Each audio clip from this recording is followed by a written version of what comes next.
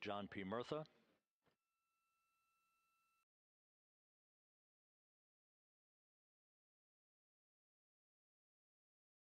So the Artemis 1 entry had the vehicle. Any update on GPS? We haven't seen a track in yet.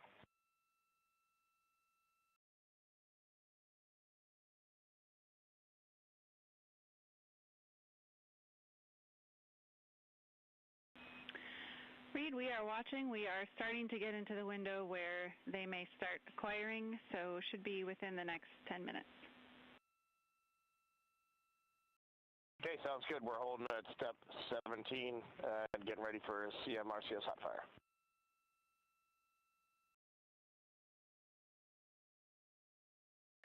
And that exchange indicating that we are expecting to acquire data from the GPS system on board. That'll be a navigational tool that will basically tell Integrity's computers that they're on track down the center line of the corridor for the entry interface that will lead them to their splashdown point.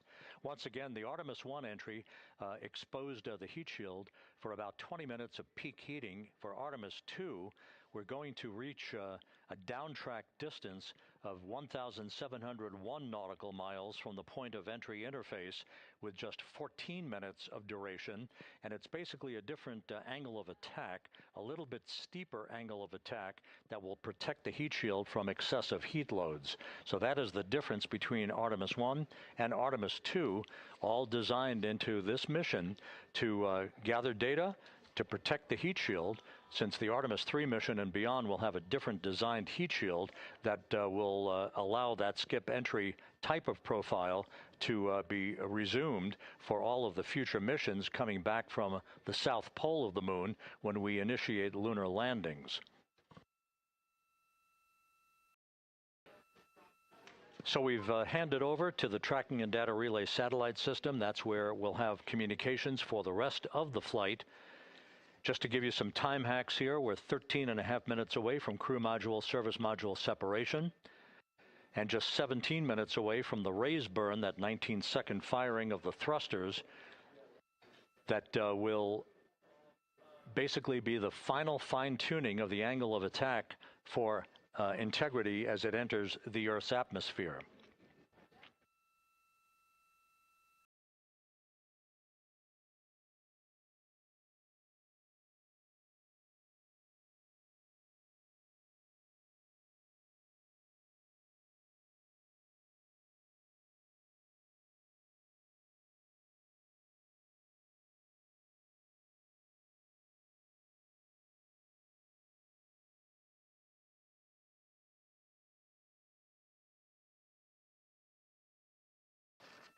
And once again, a dueling box view of some of the assets that are involved in recovery operations today.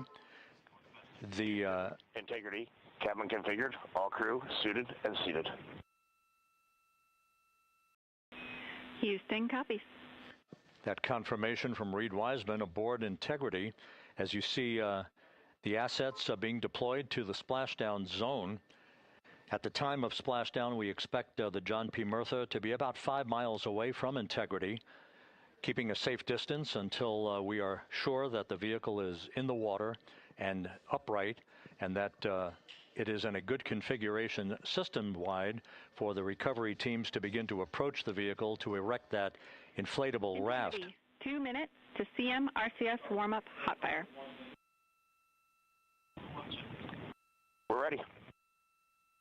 That call from spacecraft communicator Jackie Mahaffey indicating that we're 2 minutes away from a quick burst of the reaction control system. Thrusters, that will be a hot fire test prior to the separation of the crew module from the service module.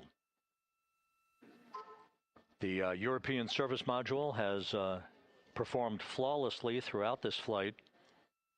Everything, all the burns that had been prescribed for that service module have been executed on time and without a problem. There is the European flight control room that has overseen the manufacturing, the design of the European service module. They deserve quite a bit of credit on this mission for not only propelling the Integrity and its astronauts toward the moon, but also conducting the fine-tuning of its trajectory to bring it to this point where we are dead spot on down the middle of the corridor trajectory-wise to bring Integrity down for its splashdown in the Pacific just 44 minutes from now.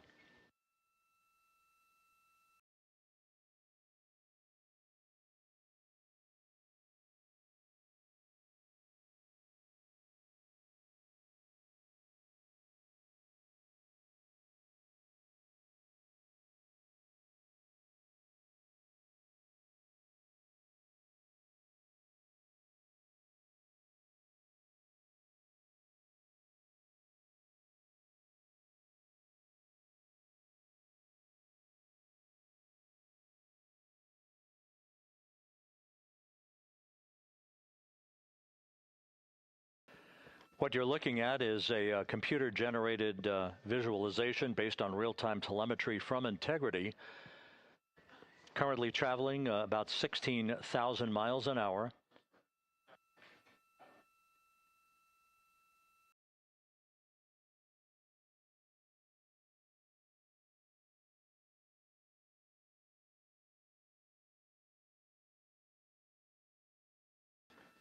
Integrity traveling about 16,000 miles an hour. For the prop cautions, we're taking a look. Copy that. Now just about 5,100 miles from Earth. Splashdown scheduled 43 minutes from now. We're just 9.5 minutes away from the crew module service module separation.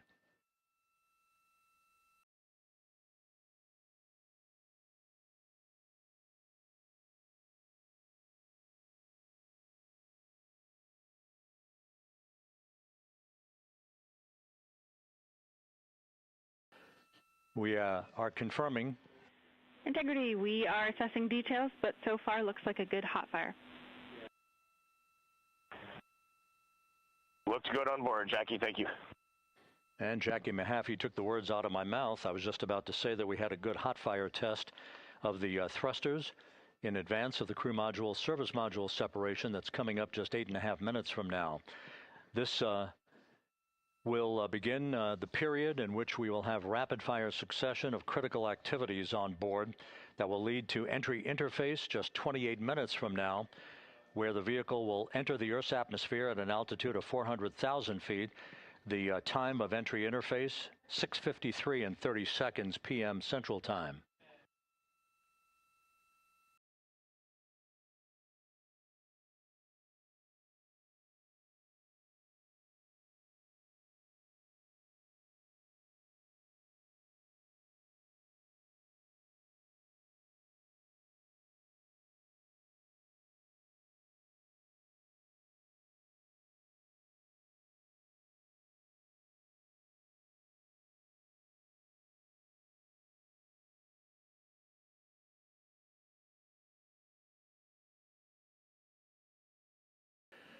Integrity's astronauts were awakened at mid-morning to begin their entry preparations. And propulsion officer now reports a good hot fire test in preparation for the crew module service module separation.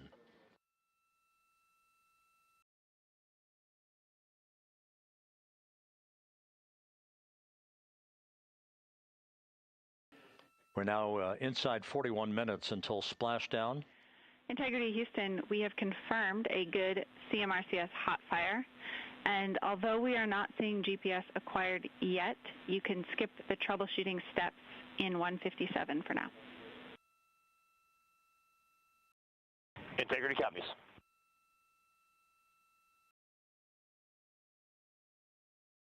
That GPS discussion indicating that we will be acquiring navigational data for Integrity through the Global Positioning System equipment on board. We just don't have it yet, but we will. All of Integrity's systems are in great shape to support its high-speed entry into the Earth's atmosphere. It, once again, will reach a peak speed of 24,661.21 miles an hour. Your call, GPS. We at least have GPS 1 looking good on board.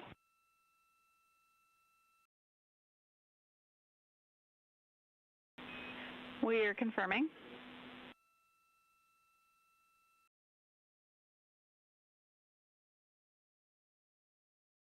The Guidance, Navigation, and Control Officer here in Mission Control, confirming that we have good lock on GPS data.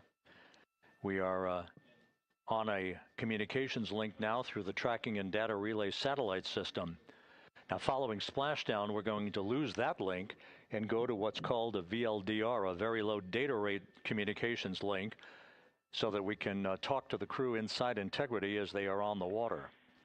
Integrity, confirm we do see good GPS.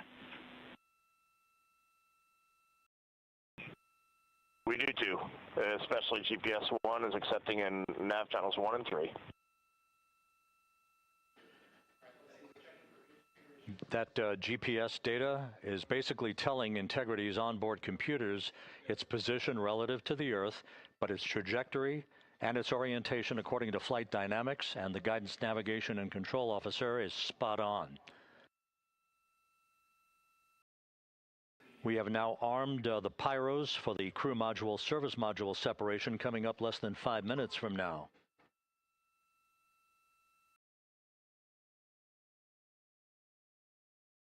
Once again, just 10 seconds after entry interface, we will see Integrity reaching its peak speed of 24,661.21 miles per hour. That will be just seconds before we begin a 6-minute blackout period. Integrity, Houston. Your vehicle is in a good config for CM-SM SEP and go for CM raise.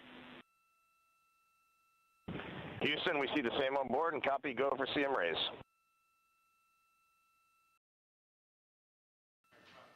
That CM raise referred to as the slight firing of 19 seconds by Integrity's thrusters with a change in velocity of 9.9 feet per second, a slight nudge of the aft end of the vehicle so that it's tilted a bit upward, providing the final angle of attack as the vehicle enters the Earth's atmosphere.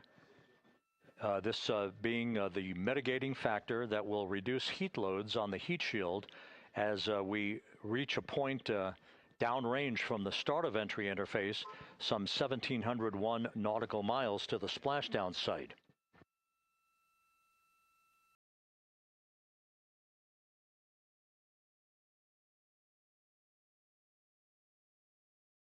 Integrity systems in excellent shape.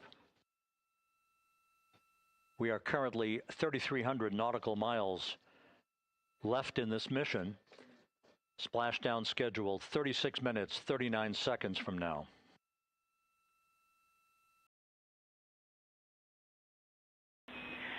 Integrity, Houston. For the 2 enabled prop cautions, what happened is while the thrusters were firing, multiple pressure sensors on each of the strings diverged a bit from each other. Those limits look to be set pretty tight. We think it could happen again when the thrusters fire in the future, so we are going to suppress those messages. We concur with suppress, not inhibit. Thank you. That exchange between Jackie Mahaffey, our Capcom for tonight, and Reed Wiseman aboard Integrity, indicating basically to ignore sensor data. All of Integrity's systems are in good shape.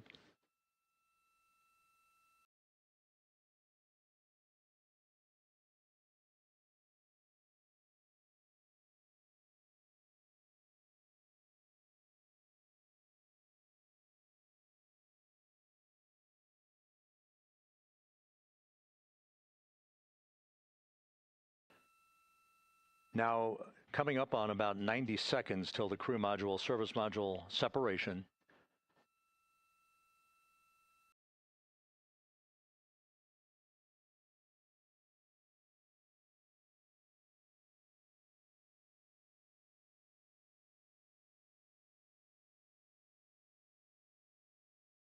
All quiet here in Mission Control as we enter the most critical phase of the completion of this flight. All of the preparatory activities leading up to the vehicle entering the Earth's atmosphere just 21 minutes from now.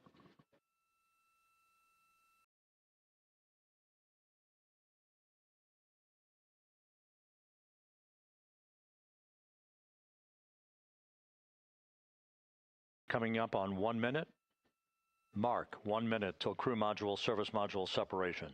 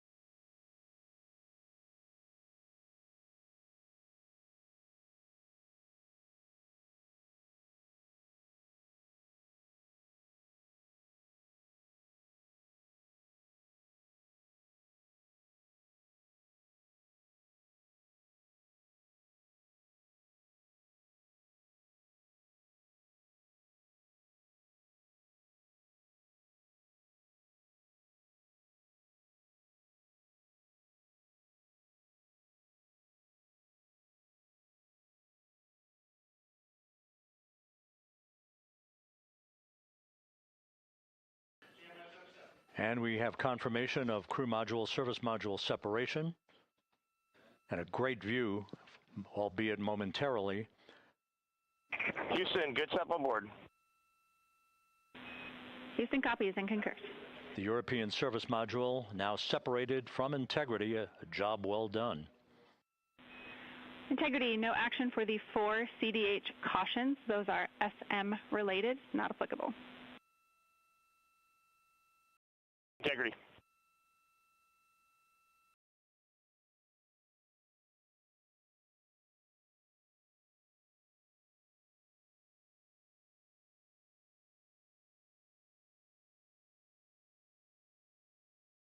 So, with Integrity now flying free on its own for the remaining 32 minutes of this mission, next up, the raise burn, a 19-second firing of Integrity's thrusters. Good GPS 2.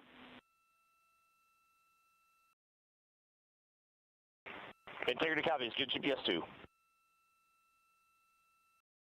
Coming up on the 2-minute mark until the raise burn. Again, this is the final tweaking of the orientation of Integrity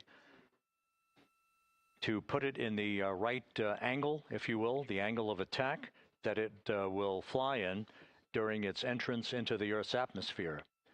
Entry interface now just 18 minutes, 25 seconds away. This is a visualization, but driven by real-time telemetry. This is the maneuvering of Integrity to the raise burn orientation. Just 2,800 miles from Earth.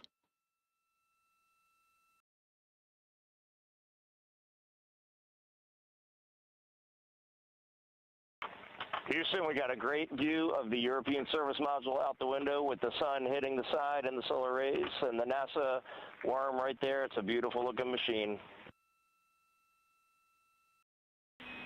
Roger.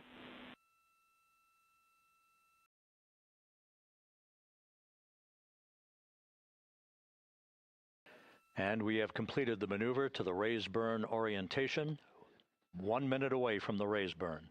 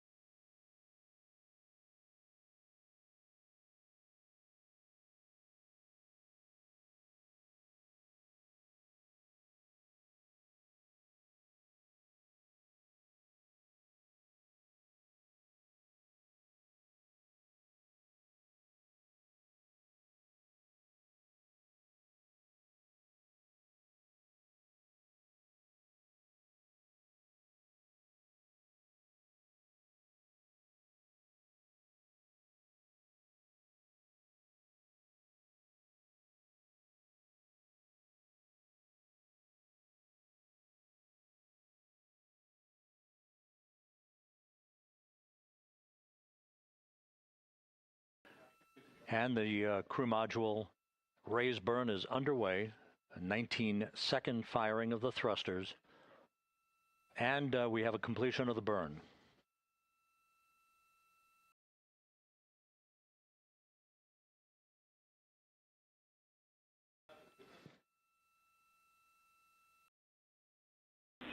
Integrity, good. CM raise burn. Your flight path angle is within limits.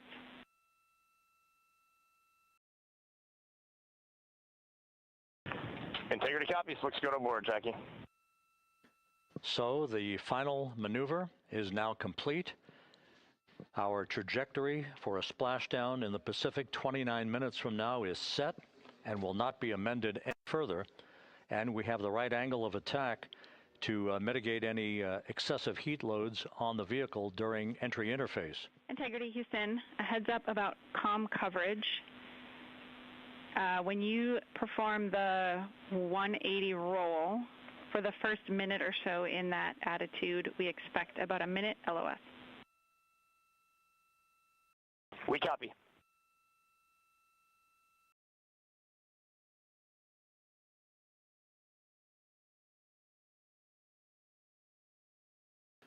So for those who are watching the series of events coming up, we will enter the first traces of Earth's atmosphere 14 minutes, 45 seconds from now. 6:53 and 30 seconds is what is pegged for entry interface at an altitude of 400,000 feet, traveling at approximately 34,800 feet per second, range to touchdown or splashdown 1,701 nautical miles. 24 seconds after entry interface, we will enter a 6-minute blackout period in which we will lose communications with the crew. This is expected due to the buildup of plasma around the vehicle. That's an ionization effect due to the collision, if you will, of the velocity of the spacecraft with the friction of the Earth's atmosphere. That 6-minute blackout is expected to begin at 6:53 and 54 seconds p.m. Central Time. During that period of time, we will reach our peak speed of 24,661 miles per hour. That comes just short, based on unofficial data from the flight dynamics officer right now, will come just short of the velocity record set by Apollo 10 of 24,791 miles per hour in 1969. We expect peak heating on the vehicle at 6:54 and 52 seconds p.m. Central Time, a minute and 22 seconds into entry interface. At that point, we will be just 204,000 feet above the Earth, traveling at 33,000 feet per second. The blackout period is expected to last 6 minutes. We expect that blackout period to end at 6:59 and 55 seconds p.m. Central Time. From the end of the blackout period until splashdown, it is just 7 minutes, at which point we'll start deploying the series of parachutes to slow integrity down to an ultimate splashdown velocity of just 19 miles an hour. We see the same, waiting for the 180 rolls.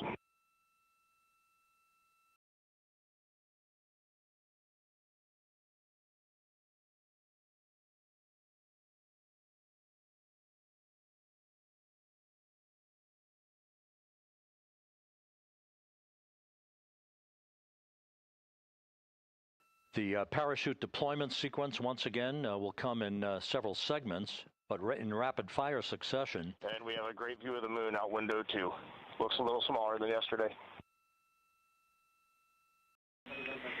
Guess we'll have to go back.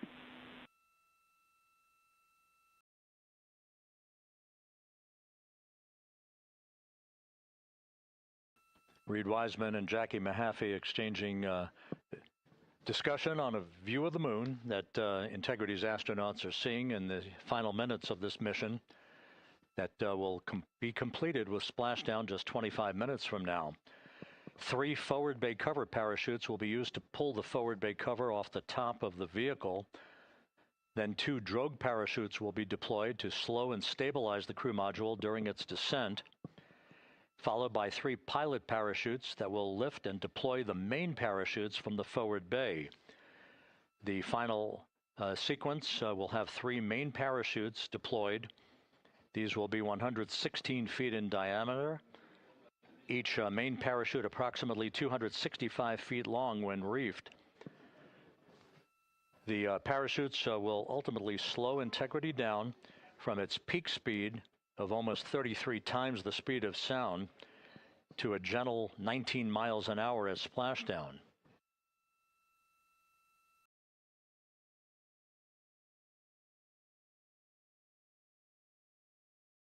The vehicle is now currently in a roll to the proper attitude for entry interface. Our trajectory is right on according to flight dynamics.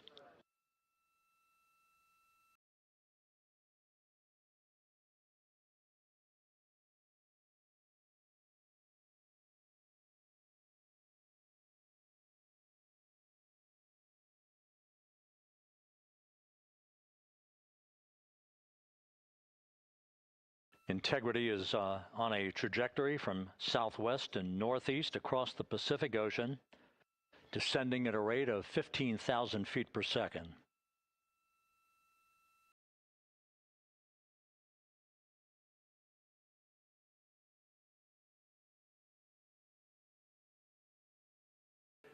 Range to touchdown 4,300 nautical miles, all the systems in excellent shape.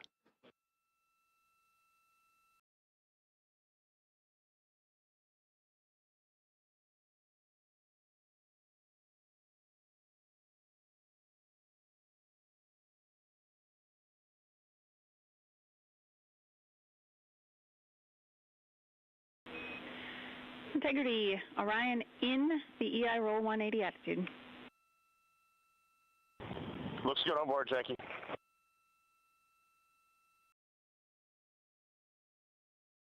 This view out of one of Integrity's windows. We had a call for 3 good baros. Those are barometric pressure sensors that feed altitude and rate of descent information to Integrity's computers that will trigger the parachute deployment sequence. We are less than 9 minutes away from entry interface, 22 minutes from splashdown.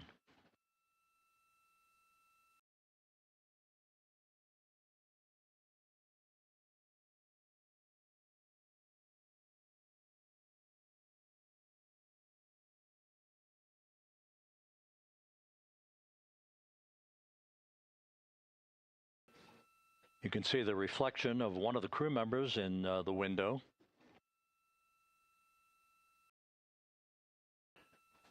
Out in the Pacific, the weather conditions remain go. Just a few clouds, some scattered clouds, winds at 10 knots, wave heights just about 4 feet. A gentle day in the Pacific for the homecoming of Integrity's astronauts.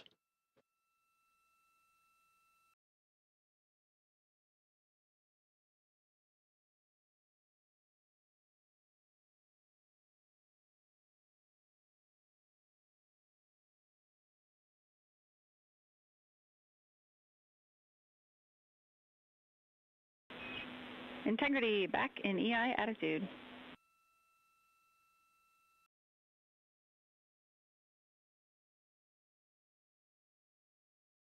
We see the same on board, Jackie.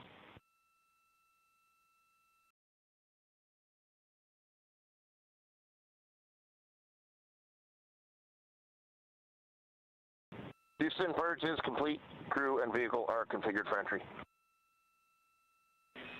Houston copies. And we're in step 37, transferring nav state to BFS.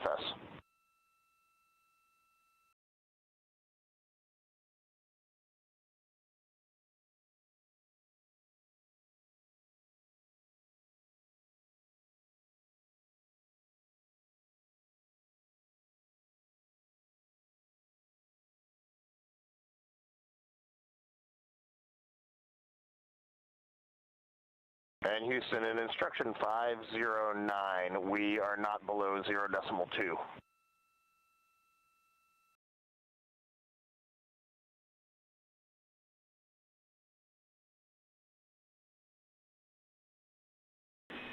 Integrity, no action required.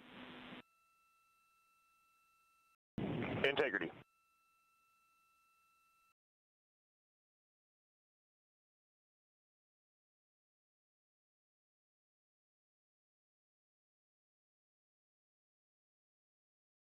Now 6 minutes away from entry interface, we will hit the first traces of Earth's atmosphere at an altitude of 400,000 feet, traveling about 34,882 feet per second. Range to splashdown at that point will be 1,701 nautical miles.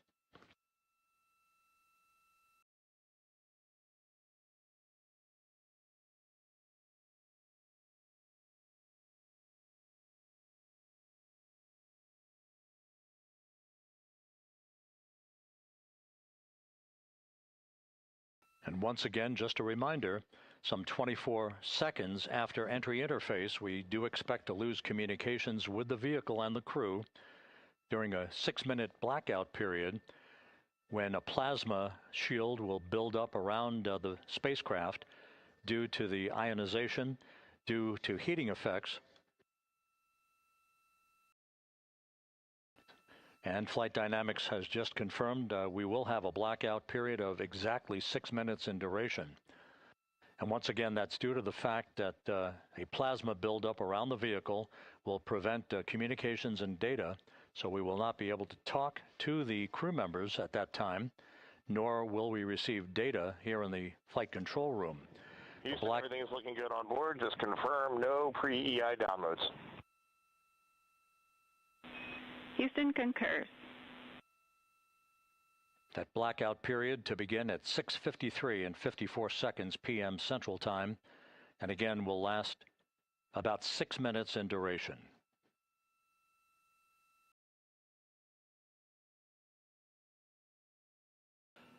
We're 4 minutes away from entry interface.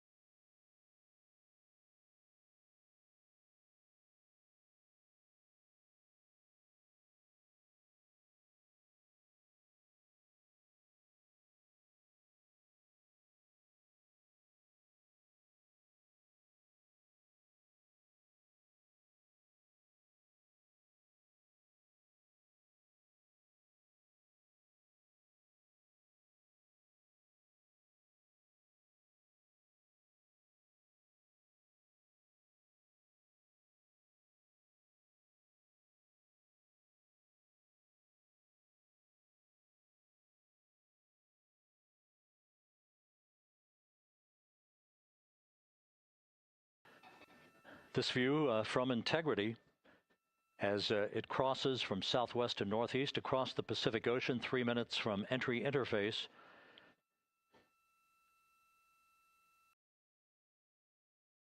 "16.5 minutes till splashdown."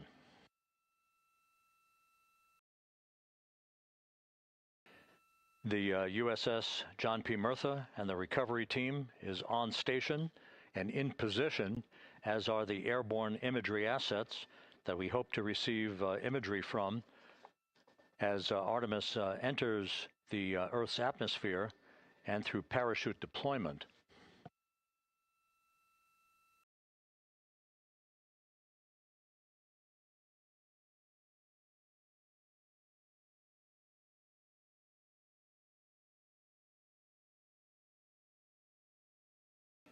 All of Integrity's systems are in great shape. The crew is ready to complete its mission just 15.5 minutes from now. All of the activities today have gone off in perfect fashion. No issues with the vehicle, no issues with the crew. And the weather at the splashdown site is go.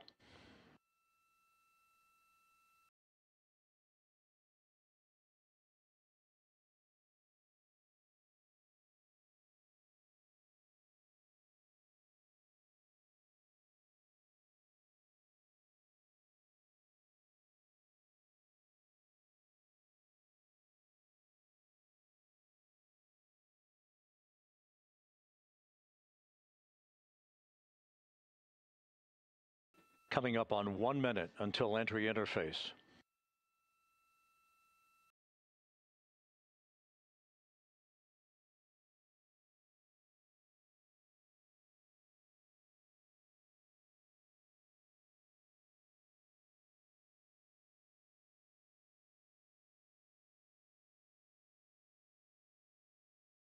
Mark 1 minute until entry interface. 1 minute 20 seconds until the expected start of our 6-minute blackout. Integrity, 1 minute to a 6-minute blackout.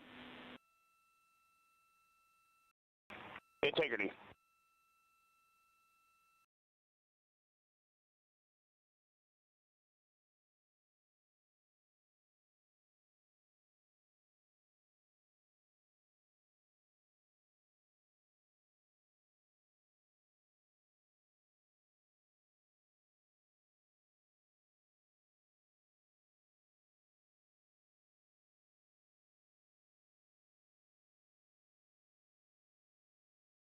Ten seconds till entry interface.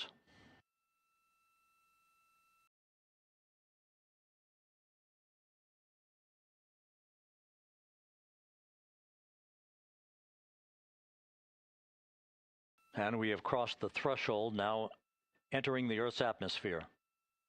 We're at 400,000 feet, traveling 34,800 feet per second.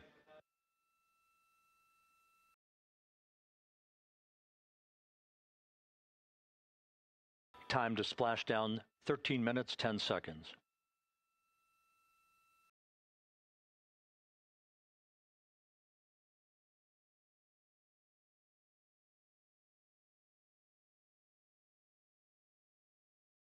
And as predicted, we've entered our communications blackout. This will be a 6-minute blackout period. No voice, no data from the crew.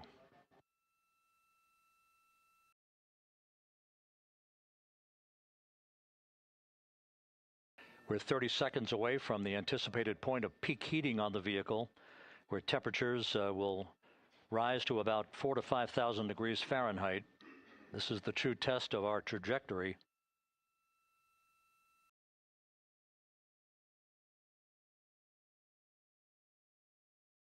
And from the G5 aircraft in the vicinity of the splashdown zone, this view of integrity. So that pinpoint of light shows the vehicle as it enters the period of peak heating in the Earth's atmosphere, the first tug of gravity being felt by Integrity's astronauts since their launch back on April 1st.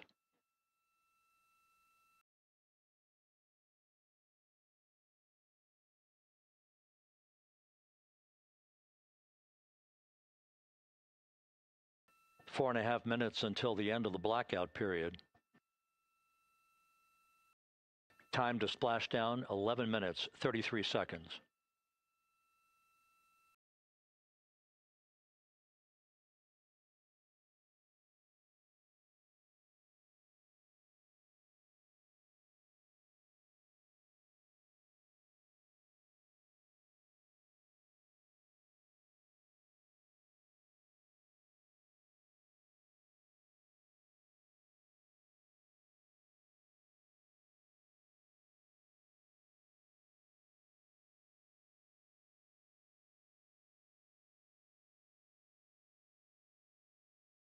The landing and support officer reports that the P-3 has acquisition on Integrity.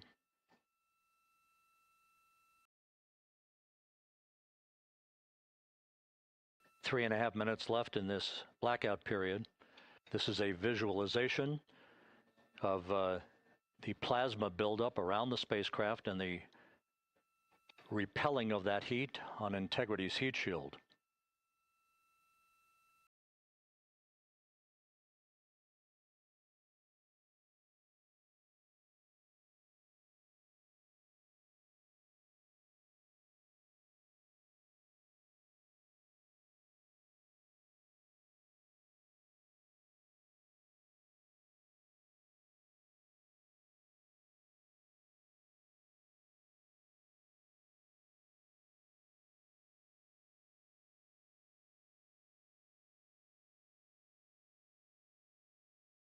Flight Dynamics reports that airborne assets in the vicinity of the splashdown zone do have a visual on Integrity. Still 2 minutes and 40 seconds left in our blackout period. Time to splashdown, 9 minutes, 35 seconds.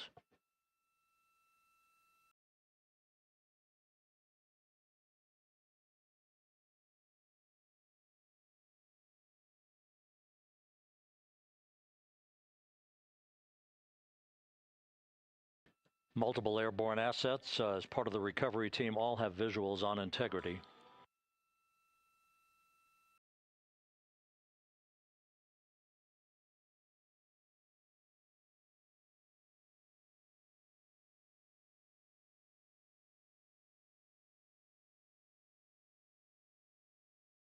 And the WB-57 flying in the splashdown zone also has a visual. And the Navy helos also have visuals.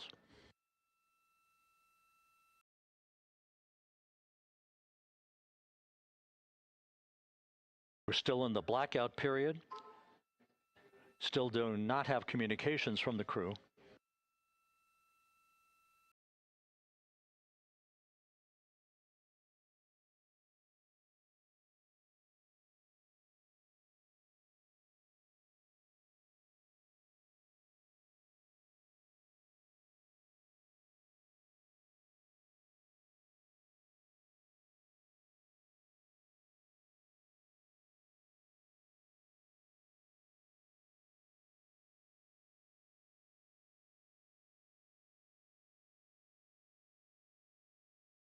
We're standing by for communications from the crew. We should be out of the blackout period less than a minute from now.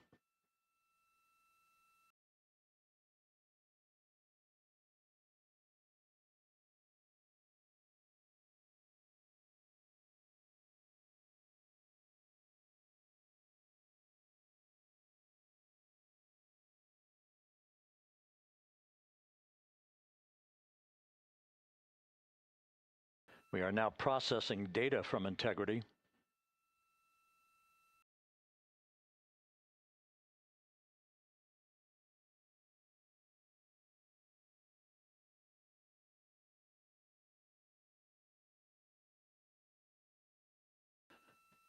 Landing and support officer reports the small boats are en route to the splashdown target zone.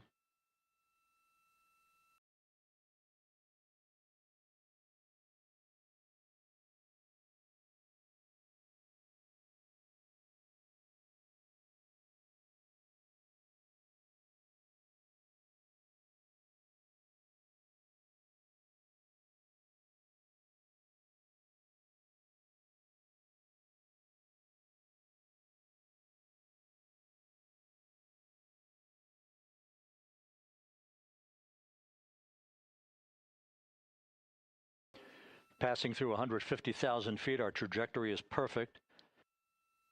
We're getting intermittent views of integrity. Still waiting to establish voice communication.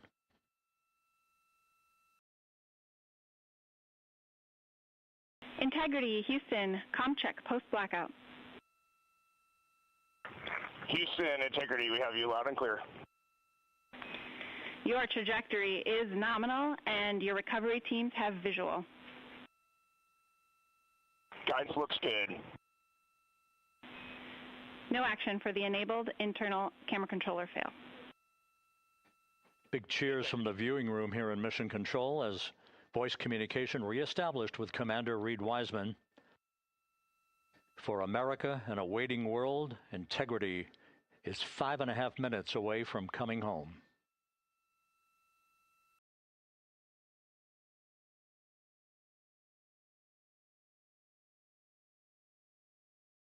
Passing 100,000 feet now. Range to splashdown 19 nautical miles.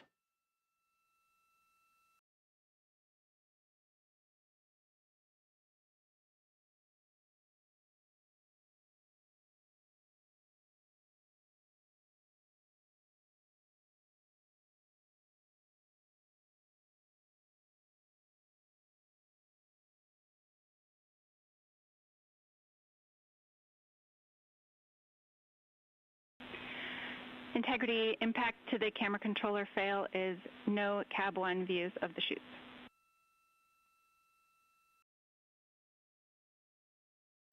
Integrity. We're processing good data through the GPS system. A good view of Integrity, time to splashdown 4.5 minutes.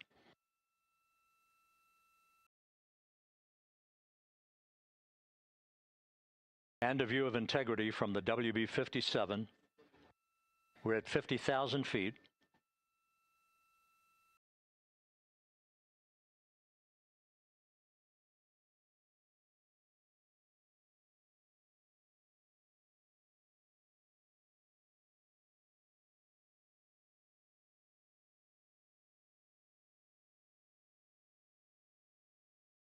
The pyros are armed for forward bay covered jettison.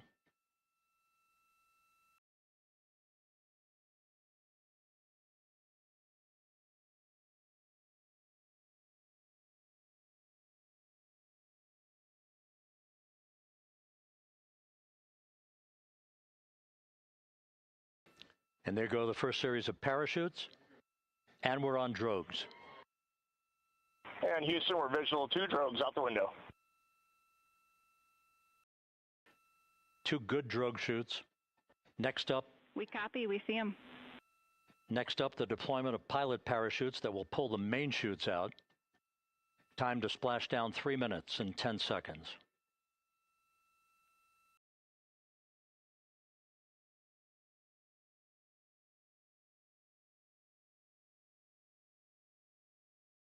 Perfect descent rate according to flight dynamics. Good rates on 2 drogues. We see the same on board.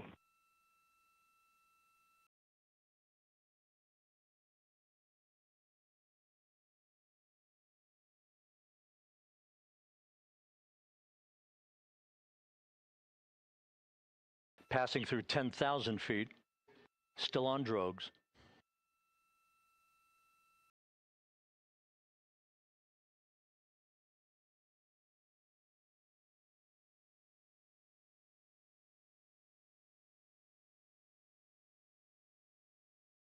Main chute deploy. We're at 5,000 feet.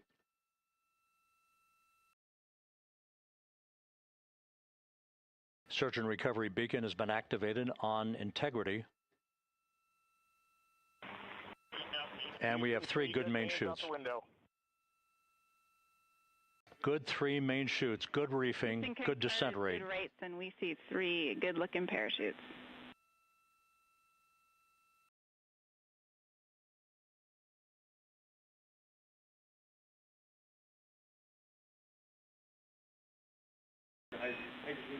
Integrity. Cabin pressure indicates no need for hydrazine checks. Integrity copies. This is a perfect descent for integrity.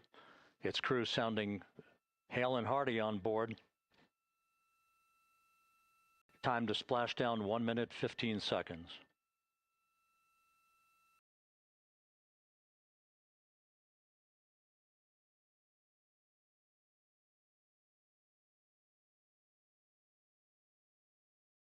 Integrity about to complete a journey spanning 694,481 miles from its launch from the Kennedy Space Center back on April 1st, and a trip around the moon.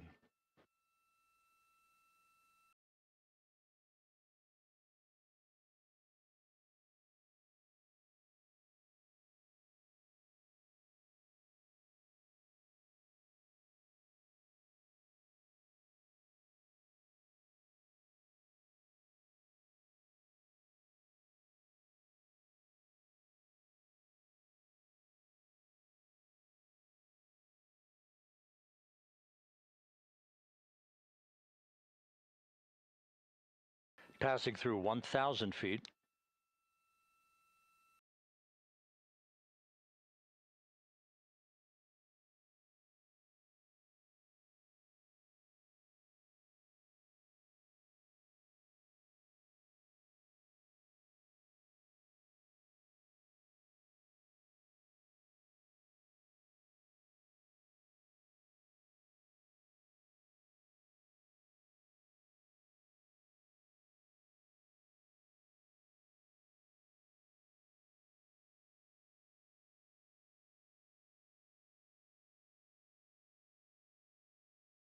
Houston Integrity, splashdown, sending post-landing command now. Splashdown confirmed. Copy splashdown, waiting on VLDR. Splashdown confirmed at 7:07 p.m. Central Time, 5:07 p.m. Pacific Time. From the pages of Jules Verne to a modern-day mission to the moon, a new chapter of the exploration of our celestial neighbor is complete. Integrity's astronauts back on Earth.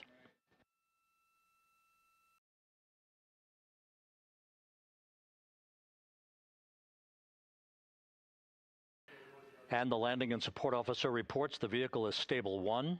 We still will be deploying the crew module uprighting system to maintain that orientation. A perfect bullseye splashdown for Integrity and its 4 astronauts.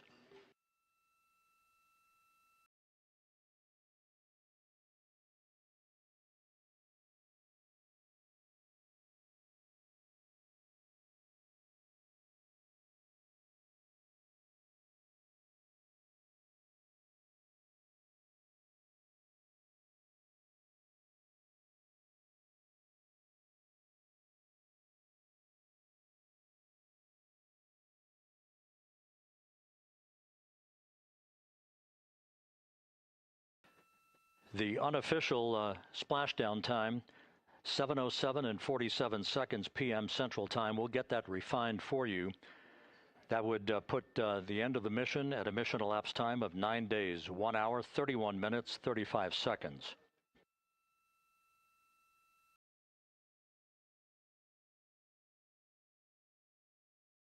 And we're configuring for very low data rate.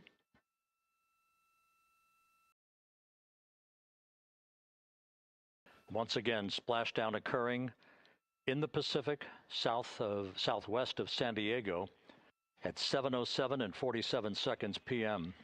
Integrity Houston, comm check on VLDR.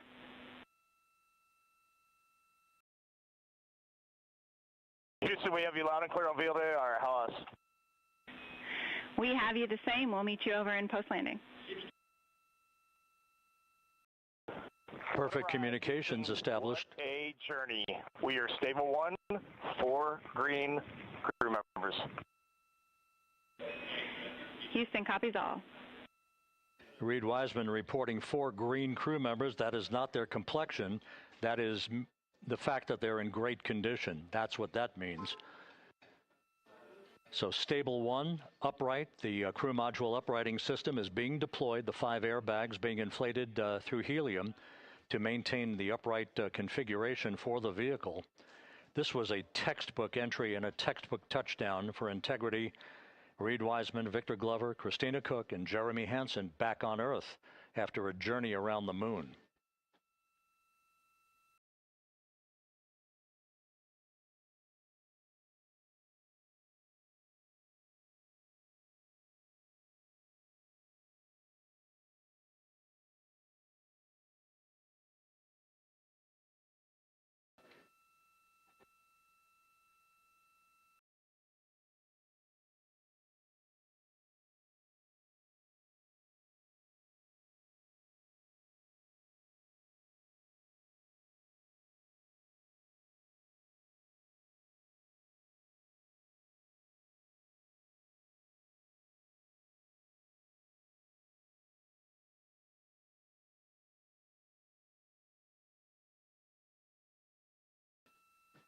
We continue to monitor the functioning of the CMOOS system.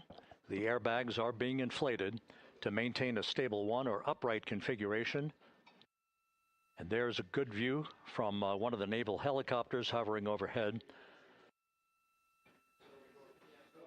Reed Wiseman reporting 4 green crew members, meaning they're all in excellent shape.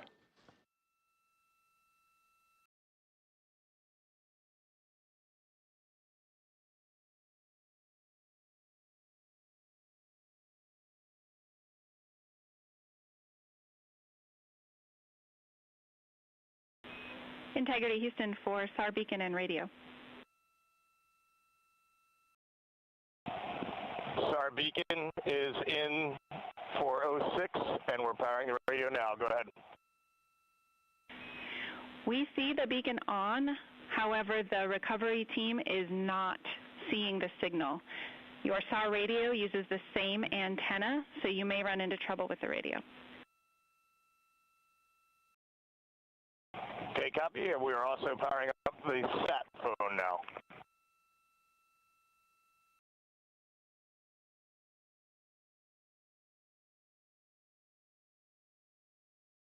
So integrity is in great shape, and as the crew continues its post-splashdown timelined activities on board, Reed Wiseman once again reporting that all 4 crew members are in excellent shape, and we have 5 inflated airbags to maintain an upright configuration so that the recovery team can now begin a slow approach to the vehicle. Meanwhile, here in the flight control room, Entry Flight Director Rick Henfling is polling his team of flight controllers for the start of powering down the vehicle after a thorough systems check. We have no toxic gases to be concerned about, so the recovery personnel can approach the vehicle, but not until we have powered down the spacecraft. That's expected to take a few more minutes.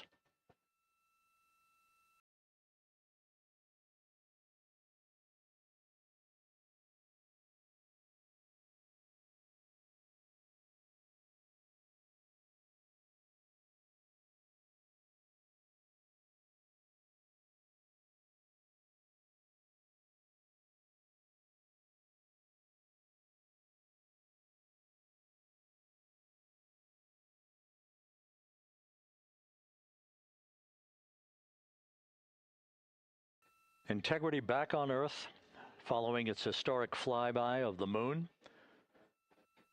It was, for all intents and purposes, a textbook mission. On 2828, but I'll remain on this frequency. We copy.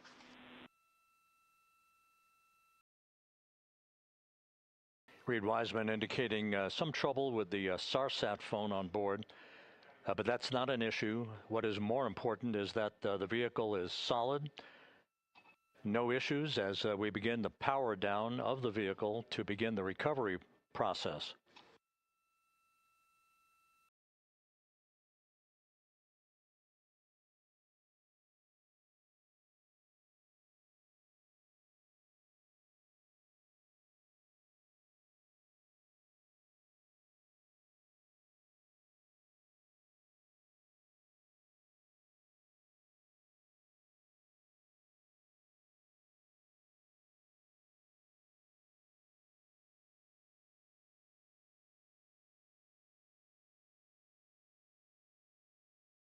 The propulsion officer here in Mission Control reports that we have safed the prop system on integrity.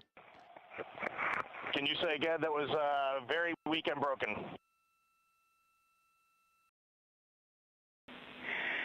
Integrity, Houston did not call.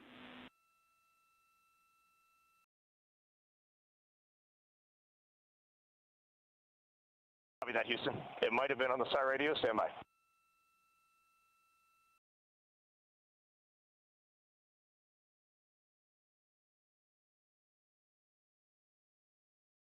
All of the milestones were executed in perfect fashion. Integrity entering the Earth's atmosphere right on time, reaching its peak speed shortly after a blackout period began. We emerged from the blackout period, but the recovery imagery airborne assets were able to pick up Integrity's descent almost immediately through entry interface, tracking the vehicle all the way down. And finally, you saw the sequence of chute deployments. First, the forward bay cover being pulled off the top of the vehicle by a series of 3 parachutes. Then the drogue chutes were deployed, followed by the 3 main chutes that slowed the splashdown velocity of Integrity to just 19 miles an hour.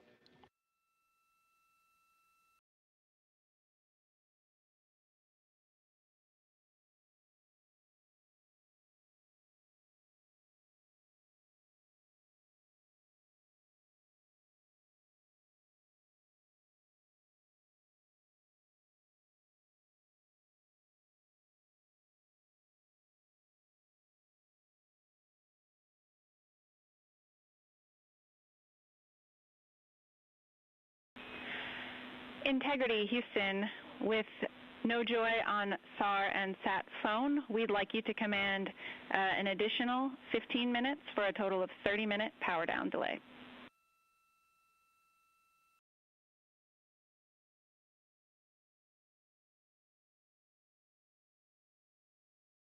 All right, Jackie, we have selected T/D+30.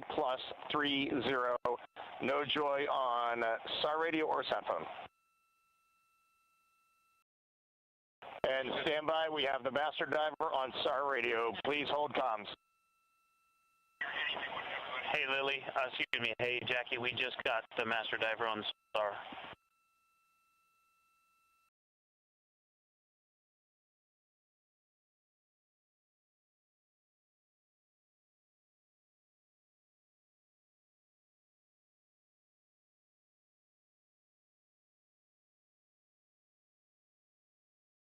A good view of one of the fast boats. Integrity, Houston, if you are happy with your comm with master diver, you can go back to the 15-minute power down. Okay, stand by. Yeah, we'll confirm here in a second. The crew on board Integrity coordinating with the flight control team in Houston here in Mission Control on the timing of the power down of the vehicle, which will be the precursor to the recovery teams approaching the spacecraft. There are no issues with Integrity. We've had a bit of broken capability in establishing a SARSAT or satellite phone communications capability between the crew on board Integrity and the recovery team. That will get sorted out here shortly. There's plenty of cooling on board Integrity, so there's no rush to begin the power down. I'm trying to call you on the sat phone and not getting an answer there either. Concur, we haven't had anything come through.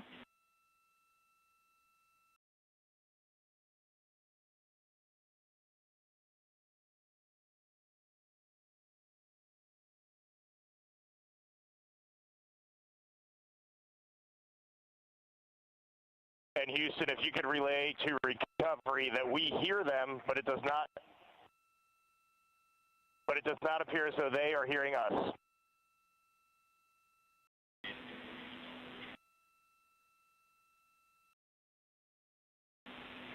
Houston copies, and Reed, just to confirm, you are pushing the PTT on the radio.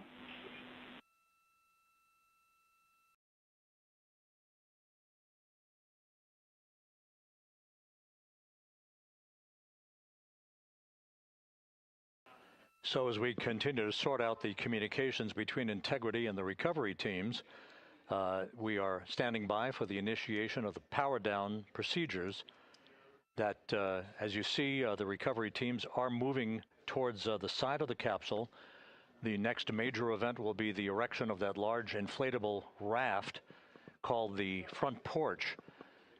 That will be the port of call for the crew as they're being extracted one by one from the vehicle.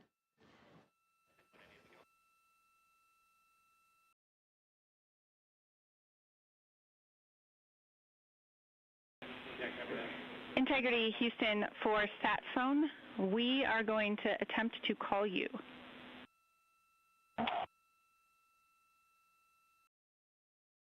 Good idea, standing by.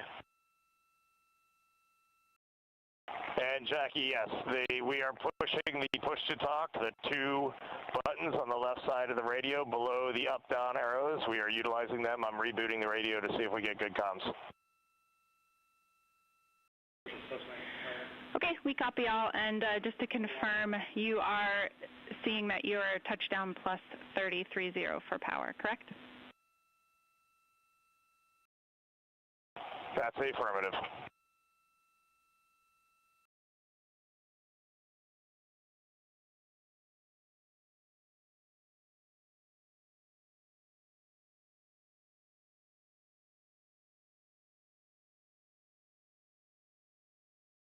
We are trying a backdoor approach to have Mission Control here call the crew on their satellite phone. This is all part of the coordination for the power down of the vehicle. that will initiate the actual recovery operation.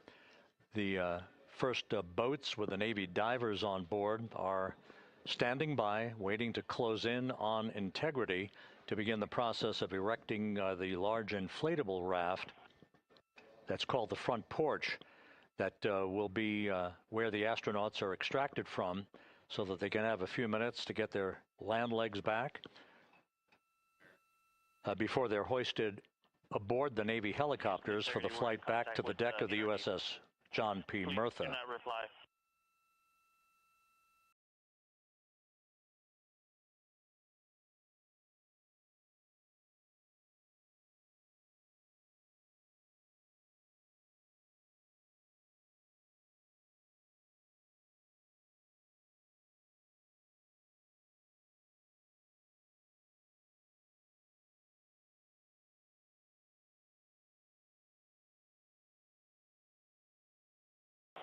And Houston, please don't reply. NRD, very weak,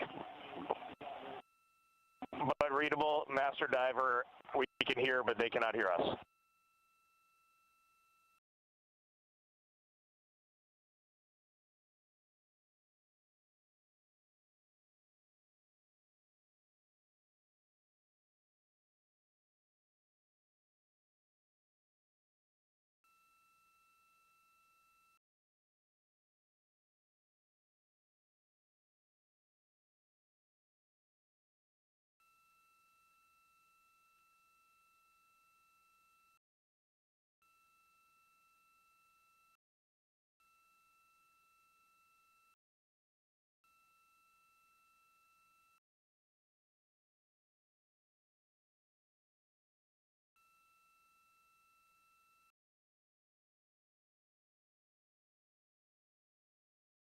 And Houston on OE1, is there any chance to tie us into NRD?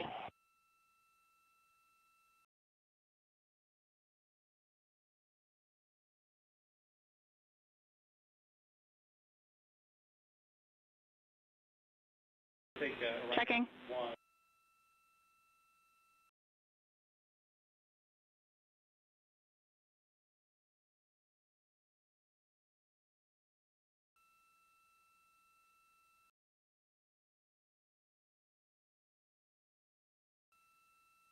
This is Mission Control, Houston. While we stand by for the establishment of communications between Integrity and the recovery team that is basically standing by very close to the spacecraft, we're going to go to the deck of the USS John P. Murtha, where Megan Cruz is standing by with Administrator Jared Isaacman.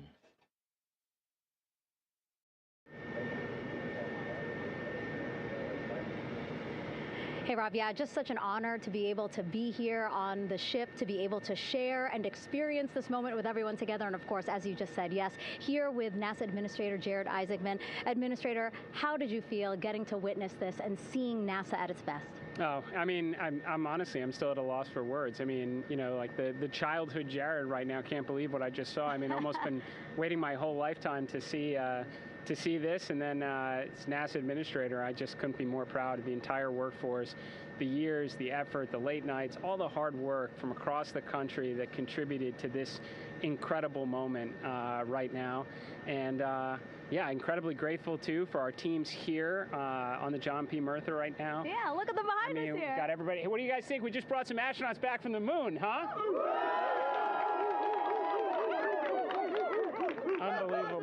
Thank you. Yeah, so grateful to the Navy, the sailors that are here, the NASA teams. I mean, this is a joint effort that's on their way right now. These recovery forces are getting out to our Orion spacecraft, to Integrity, to get our astronauts back on the ship safely. Yeah, and this is not just an accomplishment for NASA. This is an accomplishment for humanity. Again, a historic mission to the moon and back. How does this make you feel, and what do you hope people take away from this?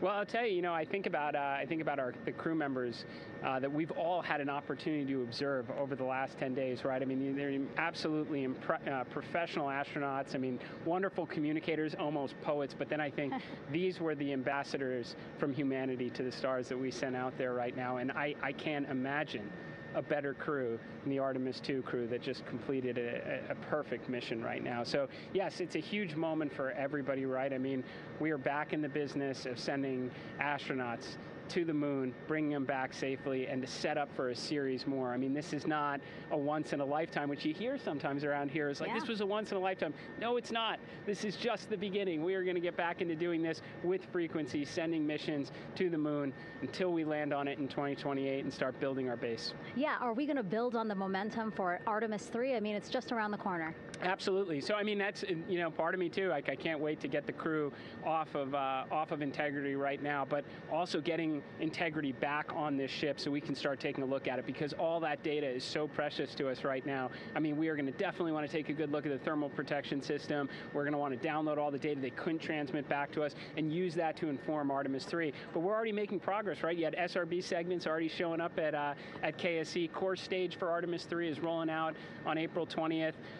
We're getting Mobile Launcher 1 back in vehicle assembly building. So yes, there is a lot to celebrate right now on a mission well accomplished for Artemis 2, and at the same time, we got to start getting ready for 3. Amazing. And last question, you know, for people who joined us for all 10 days to see what we can accomplish together with our international partners, what do you think about the fact that we're going to keep doing this more and more and more?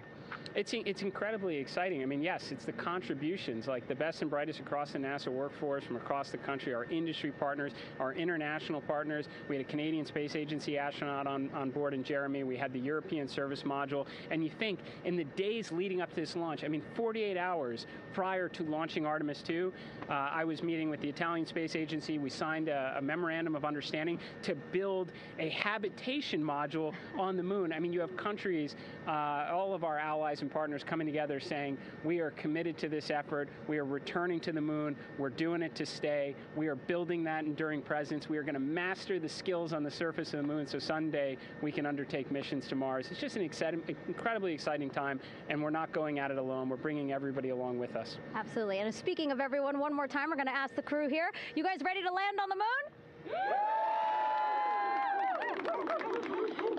Awesome. I love that. Okay, well, thank you so much, Administrator. Appreciate you being here. We're, of course, going to stay on to watch the crew get extracted from Orion, so stay tuned, and we'll see you back here shortly.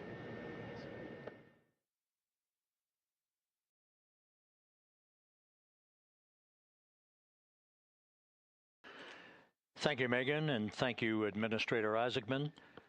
We are in the process of working to establish that communications link and to establish the procedures that will lead to the power down of the spacecraft, which is gently bobbing in the Pacific following a bullseye touchdown that occurred at 7:07 p.m. Central Time, 5:07 p.m. Pacific Time, 2.5 hours before sunset in the Pacific, southwest of San Diego. We have once again heard from the crew during that interview opportunity with the administrator, and we have 4 healthy crew members on board.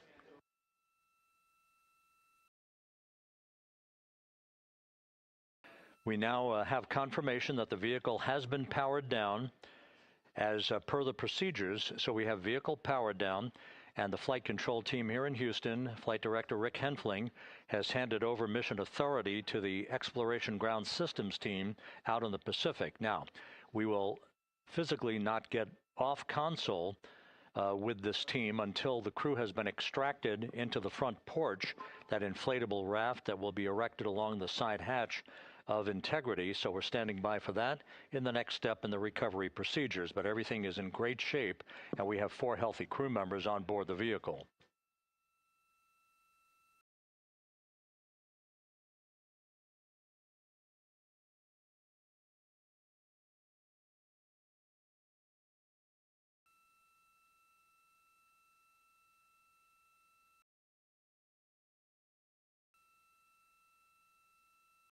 All of the entry events went by the book, no issues, perfect trajectory for Integrity that was culminated with one final raise burn to improve the angle of attack for the vehicle as it entered the Earth's atmosphere. All of that flight dynamics computation worked like a charm.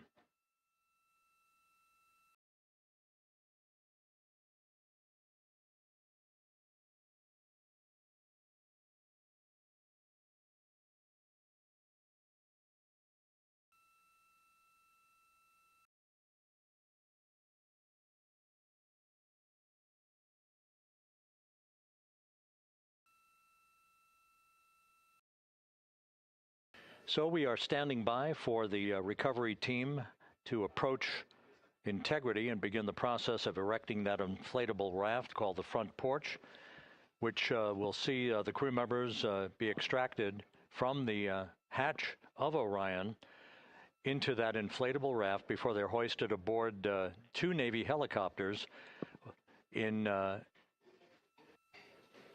variety of different configurations. Each crew member will be hoisted in sequential fashion, in alternating fashion, two crew members for each helicopter before they turn around to head back to the John P. Murtha. Once on the deck of the ship, they'll be brought into medical bay for comprehensive medical exams. But Reed Wiseman has reported several times that the crew is in excellent shape.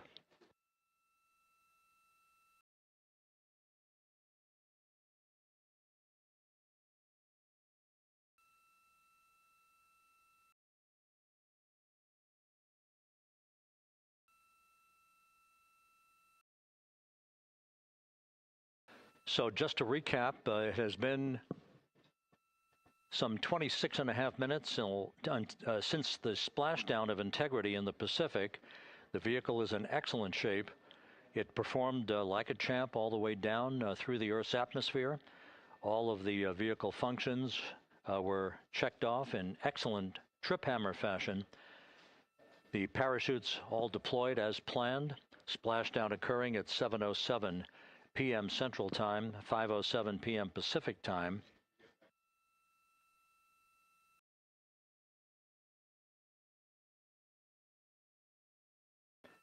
And after a bit of a tussle to try to establish a communications link with the recovery team, we were finally able to run through the procedures for the powering down of the vehicle. We've handed over mission authority to the Exploration Ground Systems folks out in the Pacific, and the recovery team will be approaching the vehicle shortly to erect the inflatable raft called the front porch before opening the hatch to Integrity to bring the crew members onto that raft before they're hoisted onto two Navy helicopters, two crew members for each helicopter, before they're flown back to the deck of the USS John P. Murtha.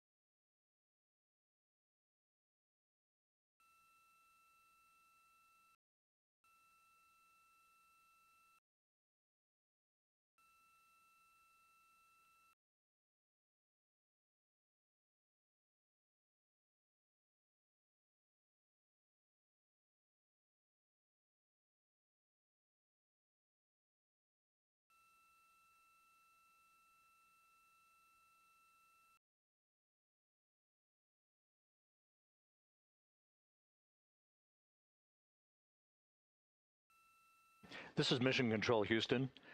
After talking to the flight dynamics folks, we have a bit of a refinement on the splashdown time for you. Their computation shows a splashdown time of 7:07 and 27 seconds p.m. Central Time, 7:07 and 27 seconds p.m. Central Time.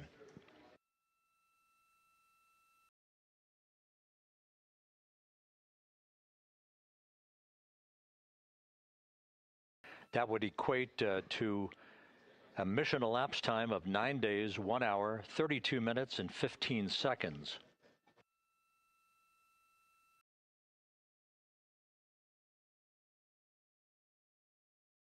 Once again, from Flight Dynamics, a splashdown time of 7:07 and 27 seconds p.m. Central Time.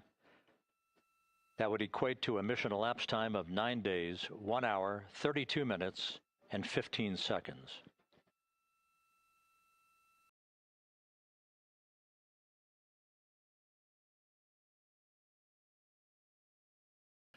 Reports from the Pacific indicate that the recovery team, in communications with the crew aboard Integrity, that the crew remains in excellent shape as they await the approach of the team for a final hazard gas evaluation before they move to the side of the vehicle to erect the inflatable life raft called the front porch.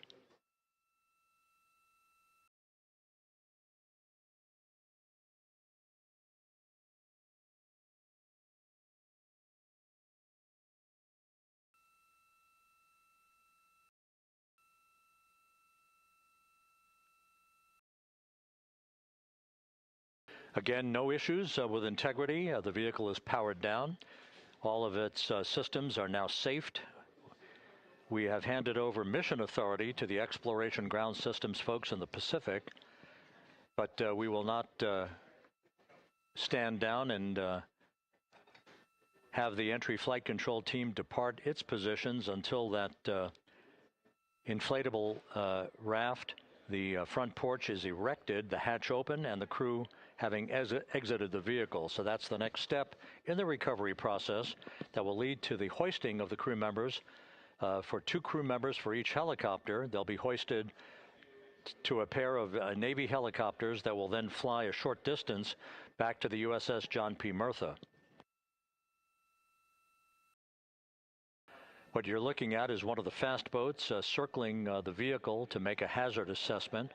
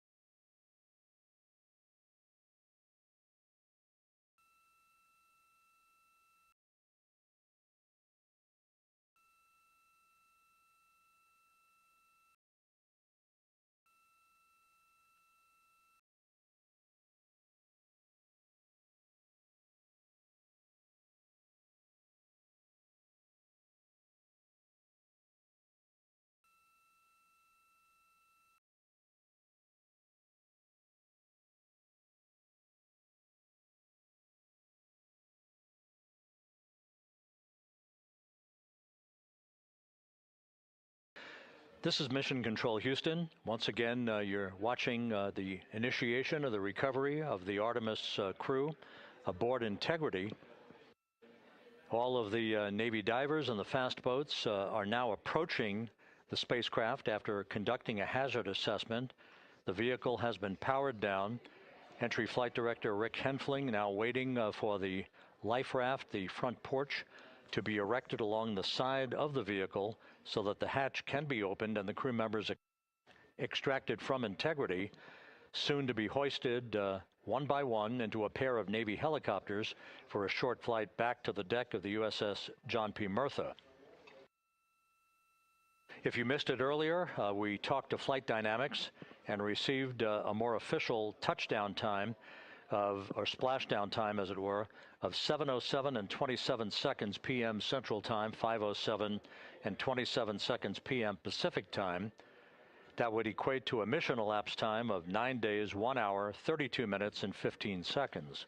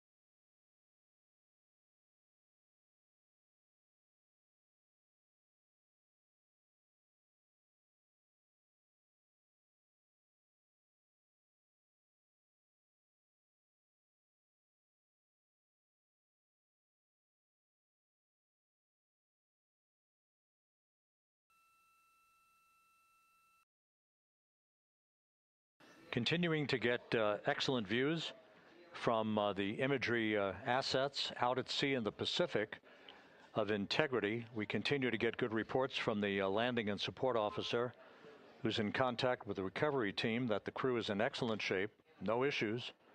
They're just currently biding their time, waiting for the front porch to be erected. We have no hazardous we have no hazard gases and no hazardous situation with the vehicle. It performed perfectly all the way down from entry interface to its splashdown in the Pacific at 7:07 and 27 seconds p.m. Central Time. And as you can see, the first phalanx of recovery personnel now pulling up alongside of Integrity.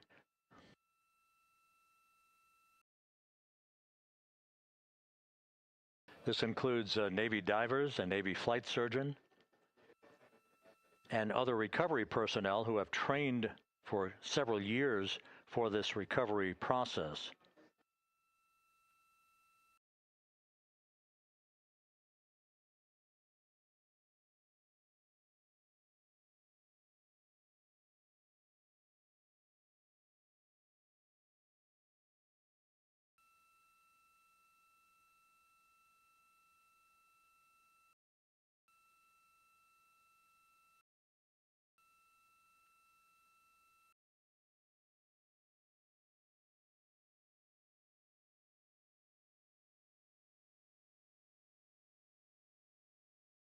At this hour, some 41 minutes following splashdown, the vehicle has been powered down. There's no hazardous gas emanating from the vehicle. That's why the first team of recovery personnel has been able to pull alongside Integrity. And the reports continue to come in that the 4 astronauts are in excellent shape.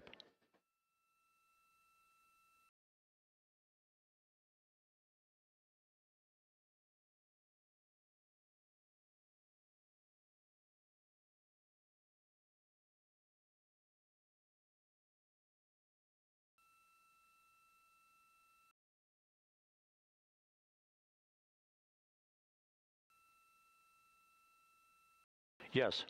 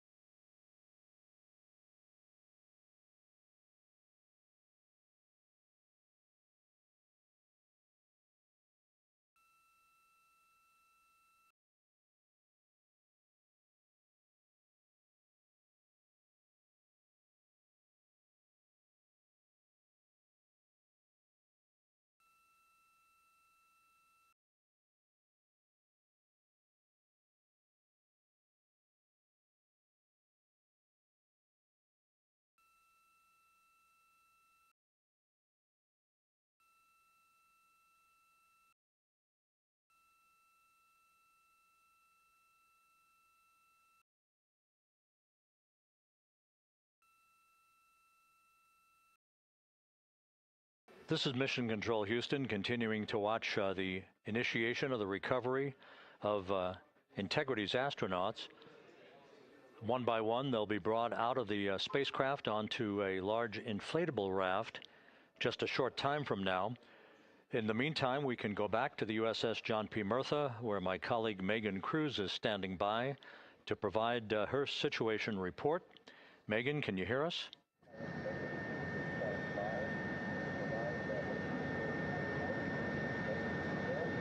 Hey, Rob. Yes, I can hear you. Thank you. Yeah, we're back here on the bow of the recovery ship where there are still plenty of people peering out into the water. We are not very far from the action everyone is seeing on their screen now. The Orion spacecraft, Integrity, in the ocean, surrounded by a number of recovery boats.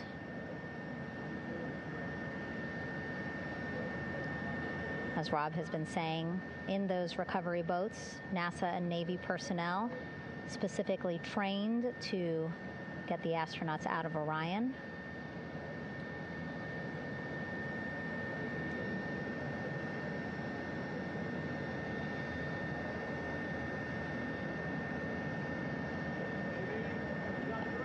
In some of our wide shots, you can probably see that there are 6 boats out in the water.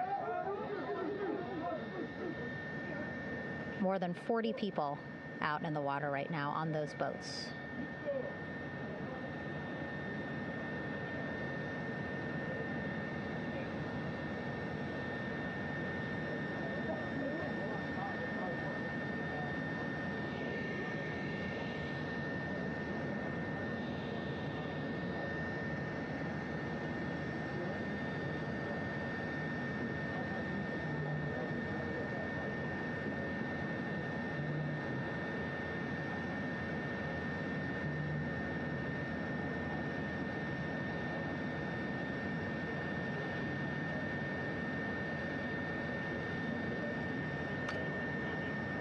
First order of business is to set up the front porch and the stabilization collar.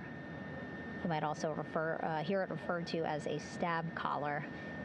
Basically just to make sure that Orion stays upright, doesn't sway in the water too much, again, to make it easier for recovery forces to get the astronauts out.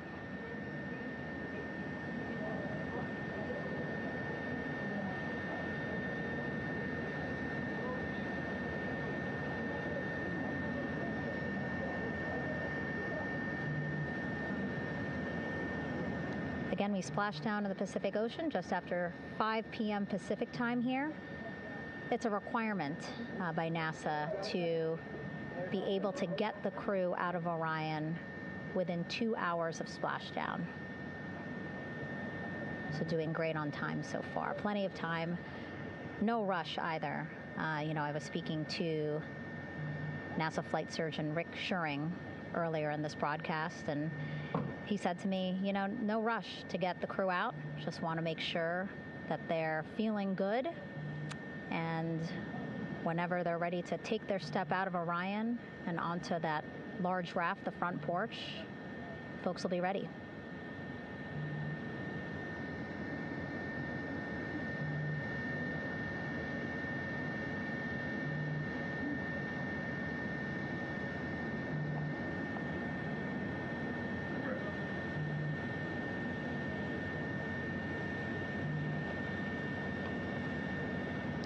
And as there are mission audio loops in Mission Control in Houston, there is a mission audio loop here on the ship, and it was just reported out that the side hatch is open. Side hatch of integrity is open. You're getting these beautiful shots from our aerial assets. The ship itself, where I'm on, just 3,000 yards away.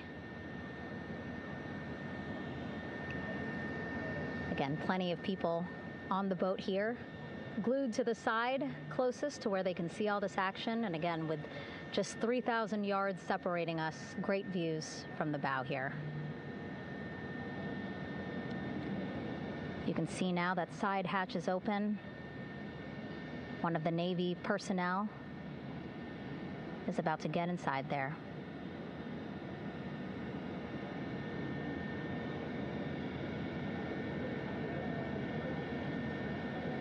In they go. In total, 4 will go into Orion. So it'll be a little bit of a tight squeeze, but the goal is to have a recovery personnel with each astronaut assessing them.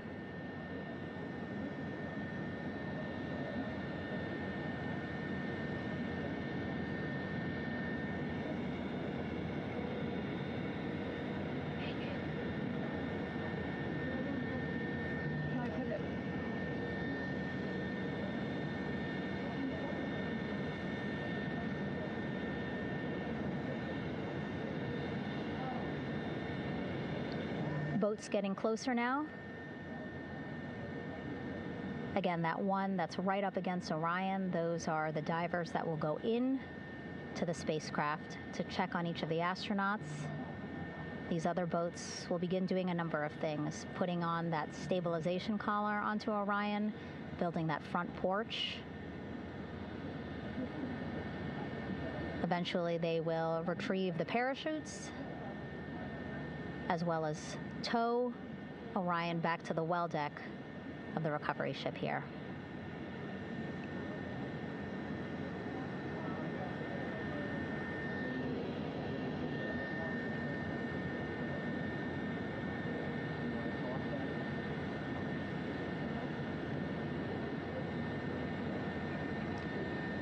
And so as we wait for the Navy and NASA personnel to get their assessment of the crew inside of Orion, why don't we toss it back to Rob for an update? Yeah, thank you, Megan.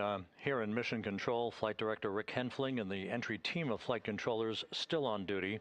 The vehicle has been powered down for some time now. There are no hazardous gases emanating from integrity. That, of course, allowed the recovery personnel to approach the vehicle and then open the hatch to begin the initial medical assessment of the crew, as you just indicated. Now we're standing by for the erection of that inflatable raft, the front porch, alongside of the vehicle.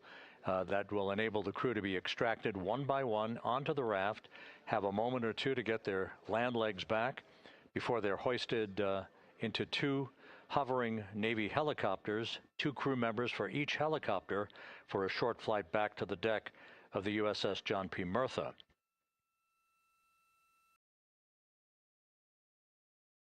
All of Integrity's systems operated flawlessly throughout the course of the approach to the Earth, the entry into the Earth's atmosphere, and all of the key milestones that followed in this high-speed return to Earth for Integrity, a mission that spanned more than 694,000 miles from the vehicle's launch from the Kennedy Space Center atop the Space Launch System back on April 1st.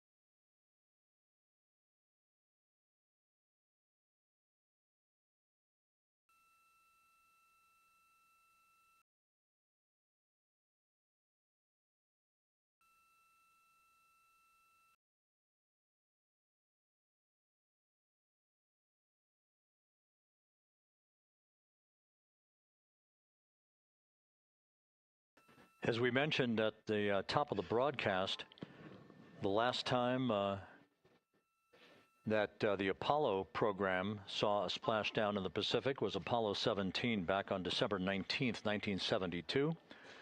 So for the first time in 53 and a half years, we have reenacted that with the arrival of Integrity's astronauts as they flew around the moon in that historic lunar flyby that began with a trans-lunar injection burn that took them out of Earth orbit following 24 hours of a high Earth orbit trajectory. The high Earth orbit trajectory enabled flight controllers here to have a full 24 hours to evaluate the systems on Integrity and the condition of the crew before they would commit to flying to the moon.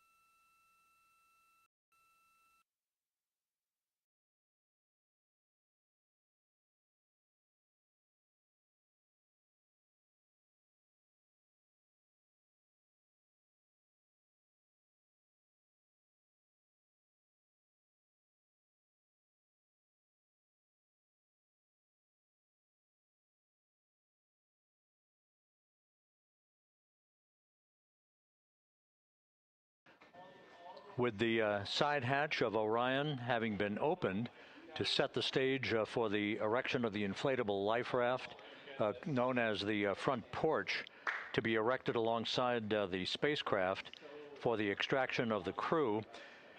Let's play for you an interview that my colleague Megan Cruz conducted on the USS John P. Murtha with Navy diver First Class David McMahon that explains how this process is unfolding.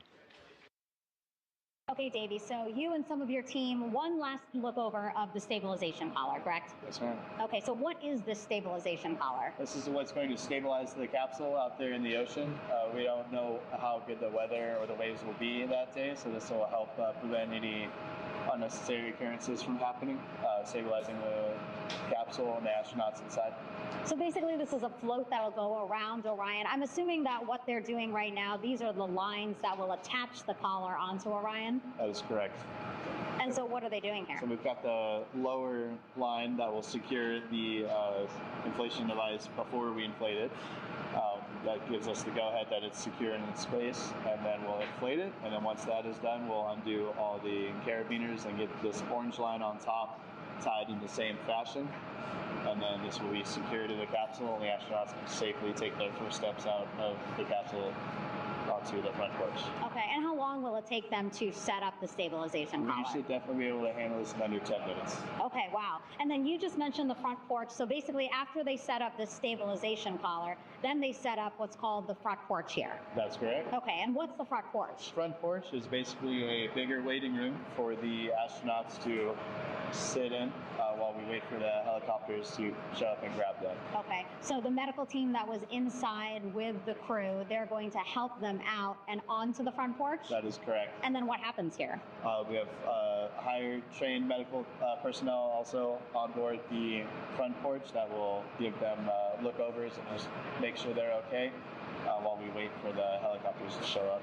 Okay. How does it feel, I mean, your team, you, to be part of a mission that's returning astronauts from the moon in more than 50 years? We all feel extremely honored to be a part of this, as well as a bigger mission for the Navy and joining up with NASA to do great things. Mm-hmm. And do you feel like you and your team are ready? Yes, very ready. Cool. All right, thank you so much. Thank you.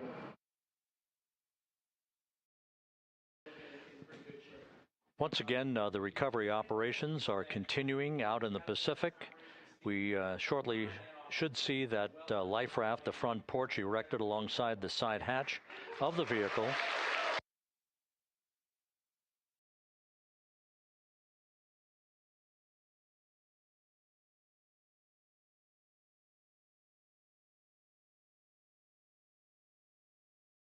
A number of flight controllers have come into the flight control room to receive congratulations from Entry Flight Director Rick Henfling. But we're going to stick with our operations out in the Pacific as we await the extraction of the 4 crew members who are reported to be in excellent condition.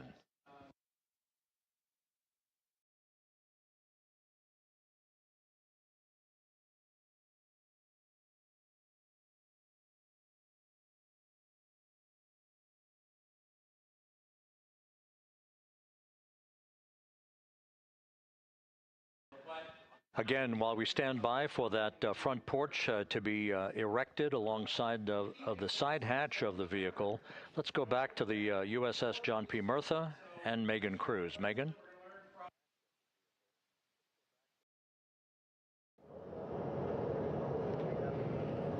Hey, Rob. Pausing now to listen to some internal audio loops. Again, the operations team here on the ship communicating with everyone out on the water. It seems like currents are hindering them a little bit from unfurling and inflating the stabilization collar as well as the front porch.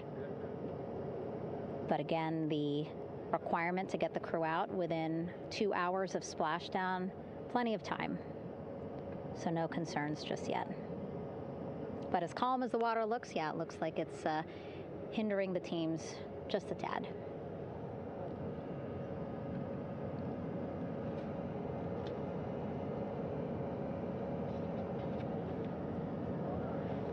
You can see in some of our shots that side hatch still open. Again, inside there are now 8 people inside. 4 divers, Navy divers, all with medical training, each assigned to an astronaut each.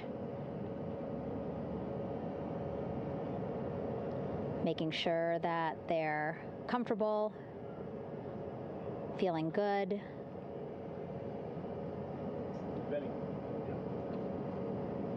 As you've heard us say in the broadcast, you know, they expect a little bit of discomfort. Again, these astronauts just traveled back to Earth at 25,000 miles an hour, a nearly 695,000-mile journey around the moon. If you think you get car sick.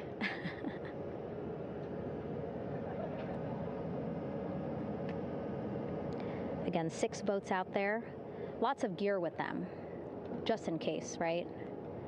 As we said, the crew reported feeling great, but again, all those folks out there in case they weren't, right? NASA is all about making sure we think about every situation that can happen, and so, of course, wanted to be ready in case any of our astronauts needed more medical attention while out there in the water.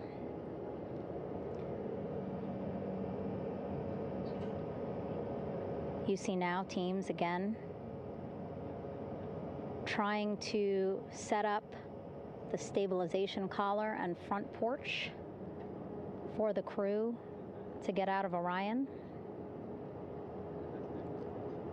They need both, right? The stabilization collar will keep Orion from swaying as you see it is doing now.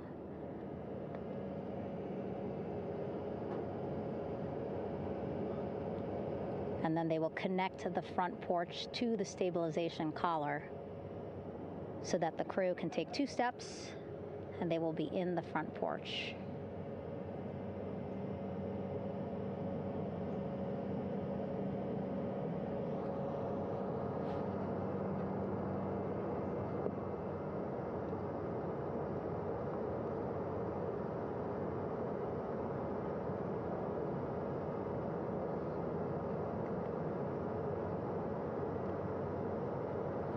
Not a lot of chatter on the mission audio loops. That's a good thing.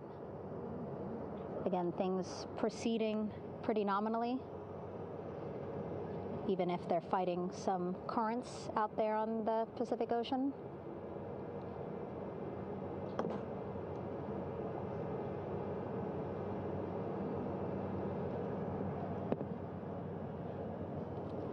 Again, the goal, setting up the stabilization collar and the front porch so that the crew can rest comfortably in the front porch, get placed into harnesses so that 2 helicopters can lift them off the front porch and onto the USS John Murtha here.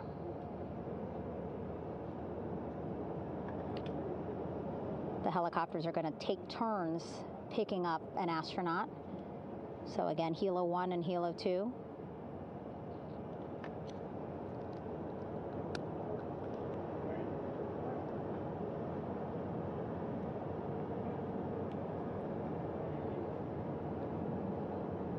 Okay, and the recovery team here on the ship just got a report from the undersea medical officer who is inside the capsule with the crew.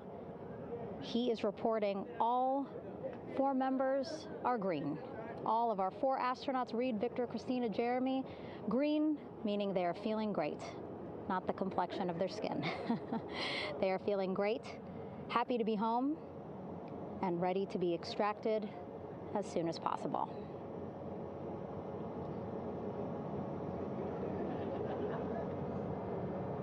And so, as I was saying, we have 2 helicopters circling the activity you're seeing on the water right now. Each will take turns picking up an astronaut. So Helo 1 will come on in, hover above the front porch, about 40 feet above the front porch. A Navy recovery specialist will be hoisted down into the front porch. The restricted maneuvering doctrine is in effect. Will connect to the first astronaut, which we're expecting to be Christina. And then Helo 2 comes around, picks up Jeremy, while Helo 1 stays above head, and then Helo 1 will come back in for another astronaut, and then Helo 2 for the last astronaut, and then back to the flight deck here on the recovery ship.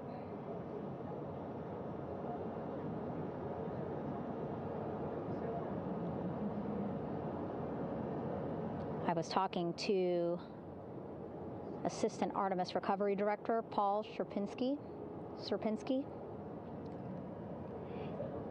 He said helos are a much quicker, safer way to get on board.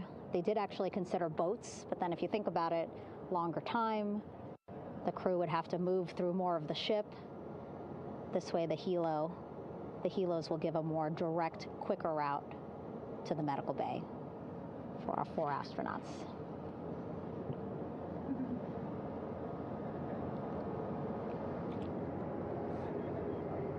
Beautiful shots from our aerial and imagery teams.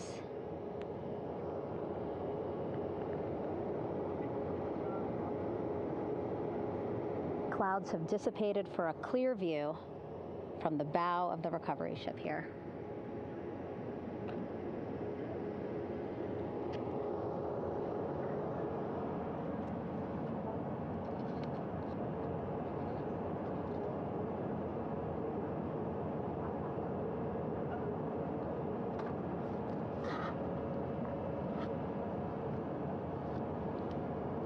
You can still see divers in the water there. Encircling Orion, that is that stabilization collar we've been telling you about.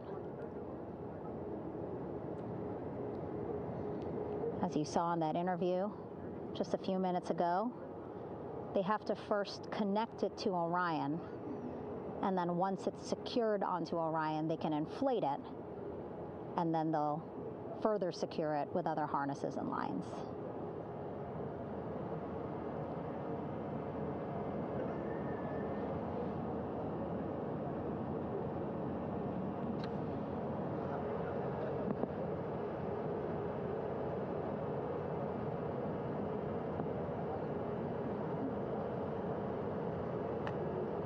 About an hour and 10 minutes since splashdown in the Pacific Ocean here.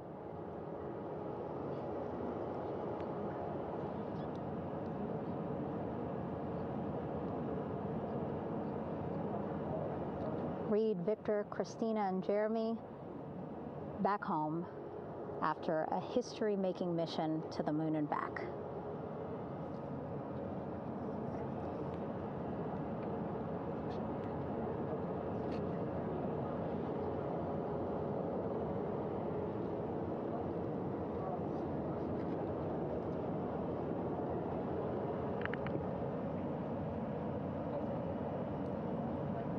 If you missed what we said just a couple of minutes ago, the undersea medical officer inside with the crew in Orion reporting all 4 crew members feeling great.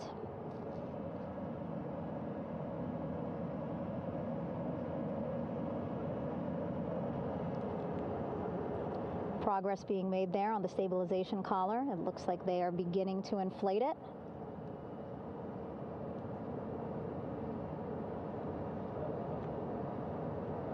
And it looks like they're starting to unfold the front porch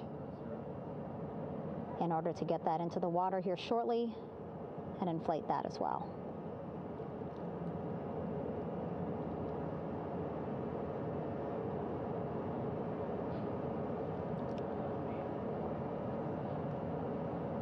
Again, more than 40 people out in the water right now. And those Navy and NASA personnel have been in the water for now about 4 hours.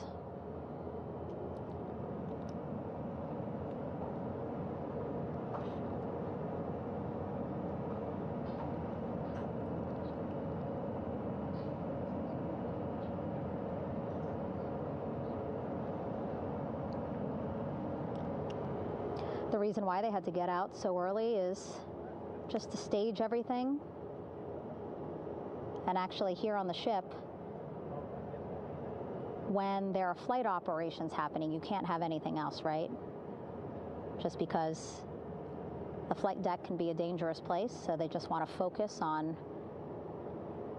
planes coming and going from the ship, so that's why they wanted to get the boats in the water to make sure that they have all the time they needed for the flight ops. And then the same crew here out in the water, they will stay out in the water for a number of hours after we recover the crew and get them back on the ship, because then they have to recover Orion.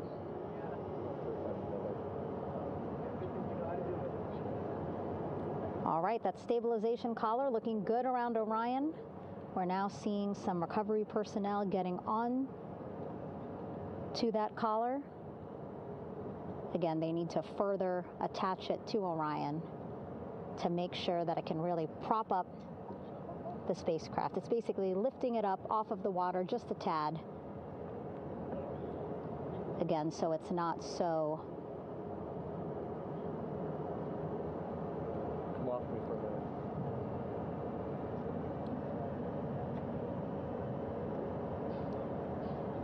so it doesn't sway so much in the water there.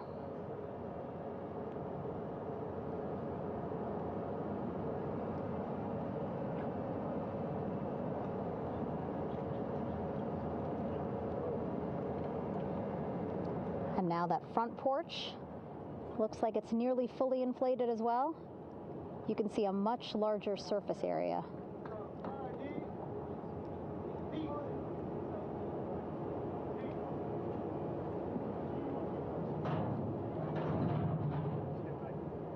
And so once the crew get out of Orion, they can stretch their legs a little bit on this front porch, get some fresh air.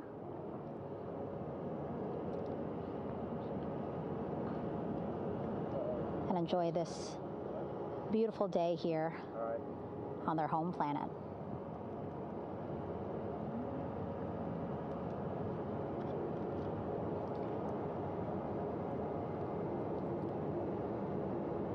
It appears teams now are about to connect the front porch to the stabilization collar.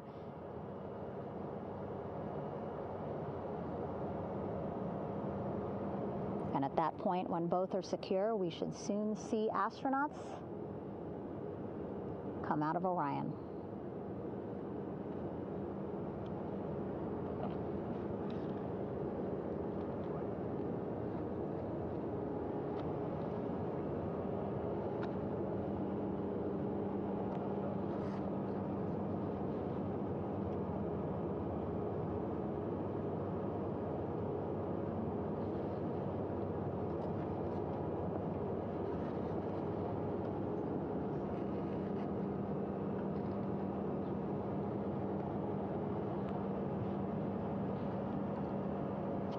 All these views you see also being fed to the Landing Force Operations Center here on the ship. Of course, it is very important for our recovery teams leading the mission to have all the views that you're seeing as well. Again, listening to their communication loop here on the ship. Very quiet, which is a good thing. It means things are going pretty nominally, meaning as expected.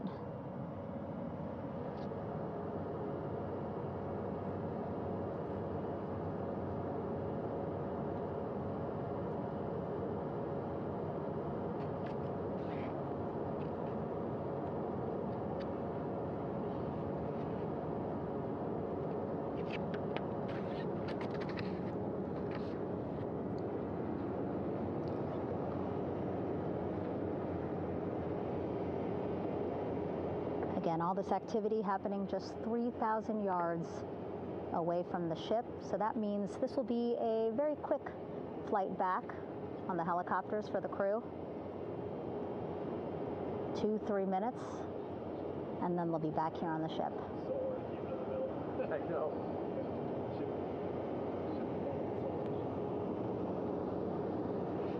Okay, saw a thumbs up from one of the personnel on the front porch. It looks like they are now getting ready to deploy what they call the Air Rescue Vest, ARV. And so this is the harness that each crew member will get into in order to be hoisted into the helicopters. Again, those helicopters hovering just about 40 feet above the front porch when they're ready to pick up each crew member.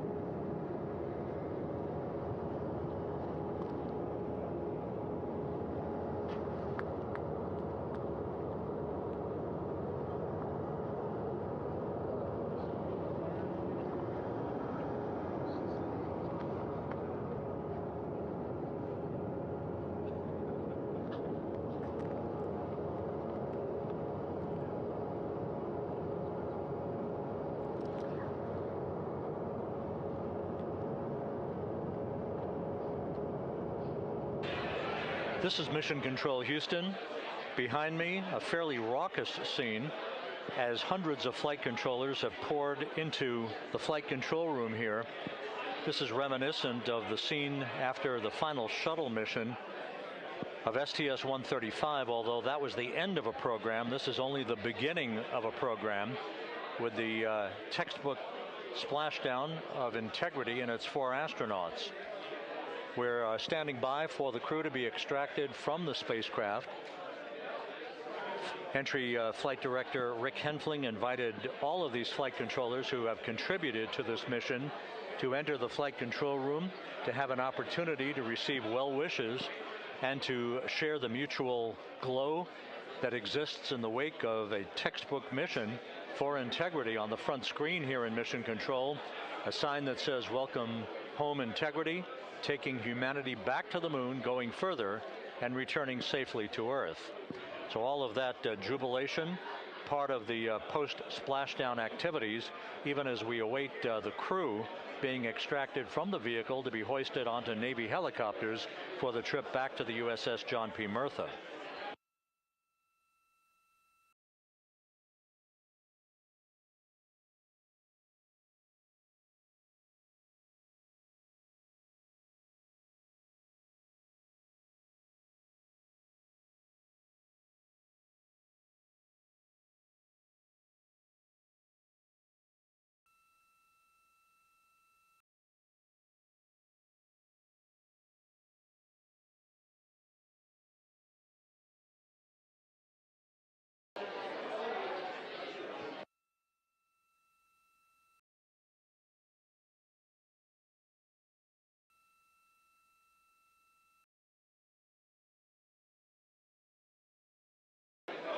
Once again here in Mission Control, this view of the Artemis Flight Control Room, known as the White Flight Control Room. This is the old shuttle flight control room, and now is the home of Artemis missions to the moon and beyond. Once again, quite a few flight controllers were invited in by Entry Flight Director Rick Henfling to share in the jubilation following the successful splashdown of Integrity. That splashdown occurring an hour and 22 minutes ago, as we stand by for the completion of the extraction of the crew, and ultimately they're hoisting onto Navy helicopters for a short flight back to the USS John P. Murtha. Splashdown occurred at 7:07 and 27 seconds p.m. Central Time. I had an opportunity to talk to the head of flight dynamics, Jeff Birch, a moment or two ago. He said the trajectory of Integrity coming through the Earth's atmosphere was so precise, they've never seen anything line up on a ground track like today's entry by Integrity for its splashdown southwest of San Diego.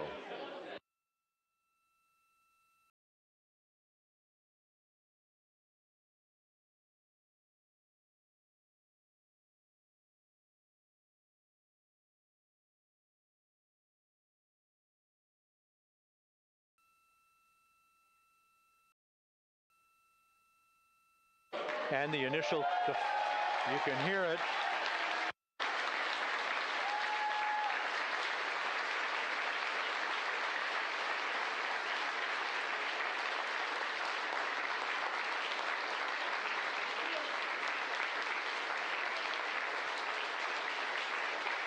Jubilation here in the flight control room. The first crew member is out of Integrity.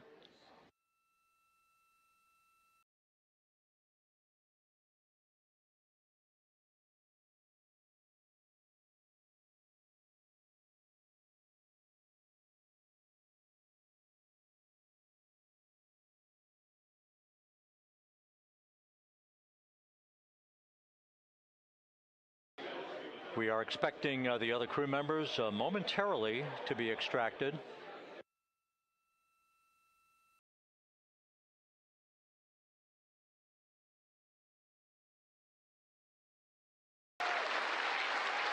We now have 2 crew members out.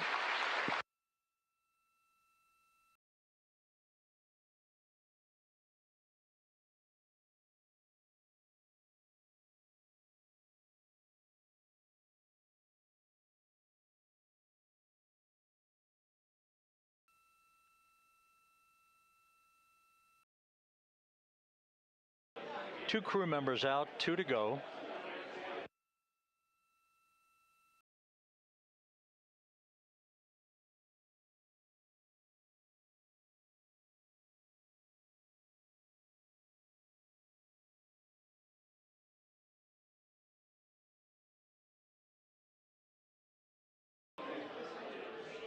We're about 1 hour from sunset out in the Pacific. Everything continues to go well.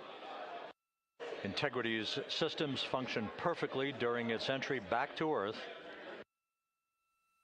And Reed Wiseman, the commander who will be last out of the vehicle, reported that all the crew members were feeling very well.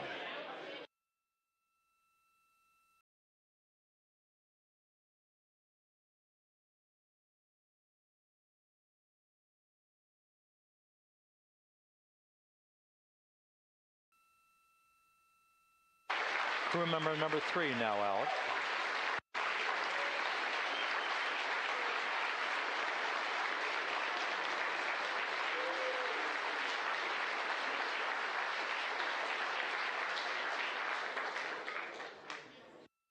And now standing by for the commander, Reed Wiseman, who will be last out of his ship.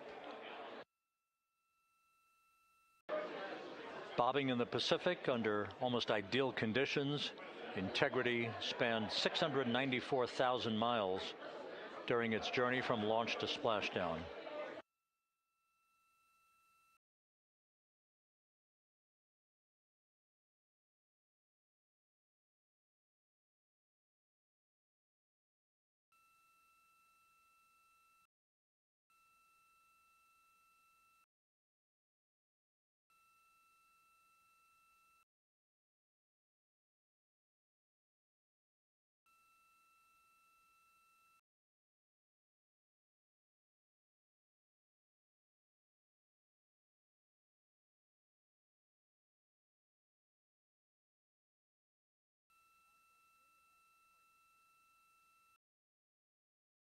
And we now have Reed Wiseman out of the vehicle, all 4 crew members now out of Integrity.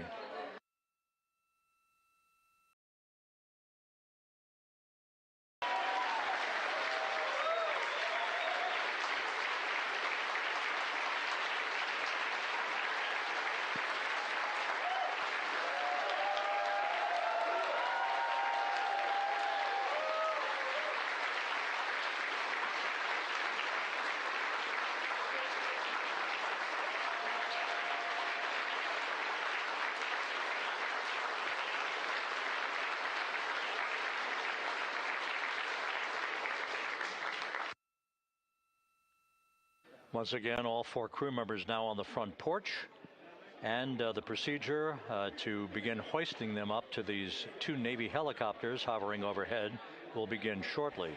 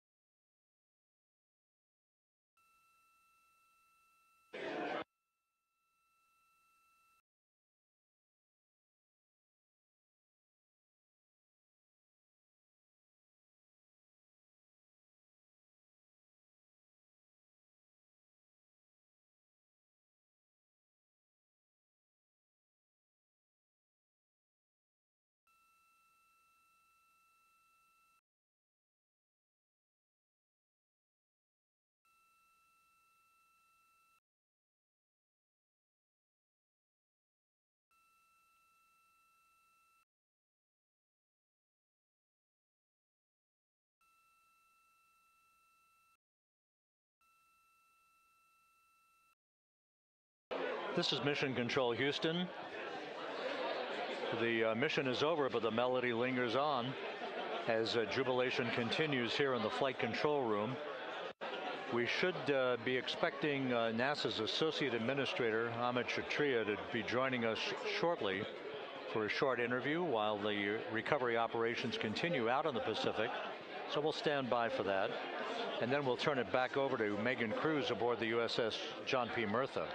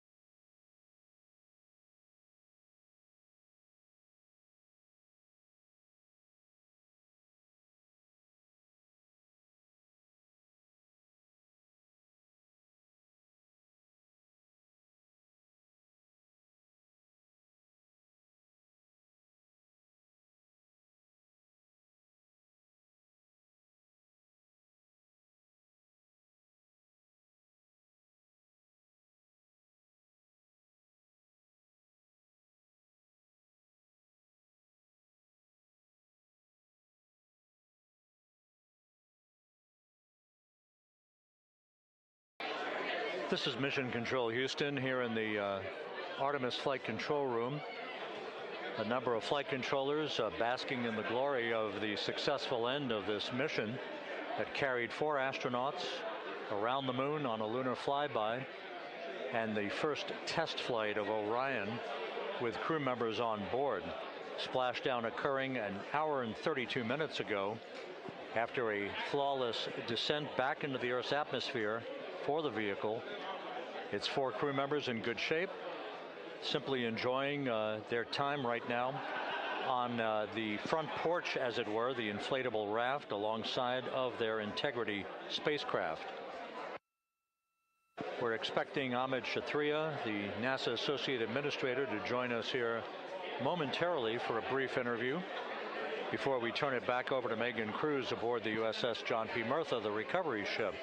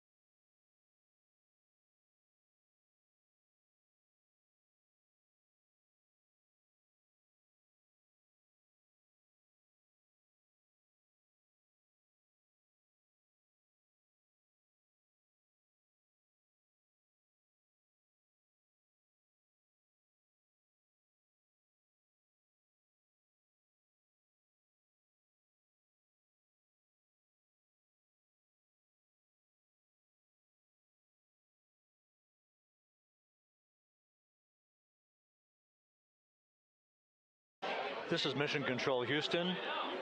We're about an hour and 34 minutes since the textbook splashdown of integrity in the Pacific to bring home our astronauts. And with us now is Amit Kshatriya, the NASA Associate Administrator. Amit, a little bit of history made tonight, a little bit of history made over the past few weeks. Your thoughts as this team here basks in the glow of what they just accomplished? Yeah, Rob, we're here in the control center, and it's kind of overrun with jubilant folks in the Mission Control Houston, as well as engineering, and folks that just want to be here, part of it, as we watch our crew get extracted from the vehicle. And, you know, my thought is always about these teams, the team that's in the water right now, pulling the crew out, the team here in Houston that worked so hard over the last 10 days, no sleep to get this done. You know, we still have some work to do to get the crew to the med bay here on the ship. They all look great coming out, so hopefully that won't be too long. You know, I think we saw the administrator on the boat too, giving his thanks to the Navy team on the Mertha, which they're just an incredible group of sailors. I was able to visit with them a couple weeks ago. And then if you pull it all the way back to the workers and the folks that joined the rocket at Michoud, that made the heat shield tiles, that held together tonight, that stacked the vehicle in Florida, that integrated the vehicle in Denver, that fired the engines in Stennis, that fired the boosters in Promontory. I mean, this is the entire team, coming together and being tested by the environment that this machine went through. And they did it right. The work was good. They did it right. You've said in a number of briefings, of course, and in other forums that this is just the first step. The cadence has to step up, as the administrator has indicated. Now, it's a little early for the full report card on how integrity did, but did this mission ultimately, from your eyes view, exceed expectations? It absolutely did. I mean, I was waiting to talk about this until we were in the water, and I think we still have, again, work to do to bring it in and really kind of go through it bolt by bolt and see what we learned. But I mean, so far, given what we learned during the mission and given how we performed on ascent, on entry, I always think about energy in terms of the states that you worry about the most, and every time we put these machines through these incredibly energetic states that came through. So I'm fairly confident that we made a big step tonight to get us on the path towards the surface. I think the path to the surface is open now. We do have to do all the work, and we'll make sure we talk about that as cleanly as we can. We learned a few things during the mission, but I have to tell you, this was an incredible test of an incredible machine. From an American psyche standpoint, the Empire State Building was lit up red, white, and blue tonight. Our coverage was seen on baseball stadiums around the major leagues. How captivating was this experience for the American people, for the world, in fact, as we returned to the moon? I have not been able to watch a lot of the coverage as we've progressed through the mission. I will tell you, just from my witness in Florida before launch, and then seeing the people's faces here, and then reading where I can about how things are going. I think this has been a gift to the world from NASA. NASA has given the world a gift, proving to folks all over the place, especially young people, and that to me is what this is really about. Young people, when they see what we can do when we work together, when we have teams that collaborate, that it doesn't matter how hard the problems are, we can solve them. I'm hopeful that Artemis 2, as folks witness what we were able to do with this incredible crew, this incredible team that we've birthed into the world, scientists and engineers and artists that have been inspired by this. And even if they don't come work in the program, which separately they should come work in the program, because Lord knows we need the help, but even if they don't want to come work in the program, hopefully they grow up to recognize they can do amazing things when they work together and contribute to society and be good citizens and really change the way, the challenges that are coming in the world are overcomable if we work together like this. And one final question. Flying to the moon, we did it. We've done it again this past week and a half or so. But the engineering that went behind the design of this mission and the precision, the pinpoint precision of this vehicle entering that entry corridor, it's almost mind-boggling. Yeah, it is incredible when you think about the energies involved and the uncertainties involved. That when we inserted the vehicle into orbit, it was 99.2% down the middle. When we dropped the vehicle right on top of the fleet here, our guys knew exactly where to go, but the guidance was perfect. You know, it's interesting. I've got this question a lot over the last few weeks about, you know, we did this before 53 years ago, and you know that. I mean, it is a reasonable thing to contemplate, like what's gone on since then. And what I'd tell you is, you know, when we did Apollo, which again, the more we learn about what they did, the more magical it seems what they were able to accomplish given the technology and the learnings that they had. But when we did Apollo, the architects of Apollo, you know, Gilbert, Seaman, von Braun, Moeller, what they really wanted to do, you know, as they were contemplating what it meant to expand our range of action to the lunar surface, what they wanted to do was learn how to live and work in space for a long time.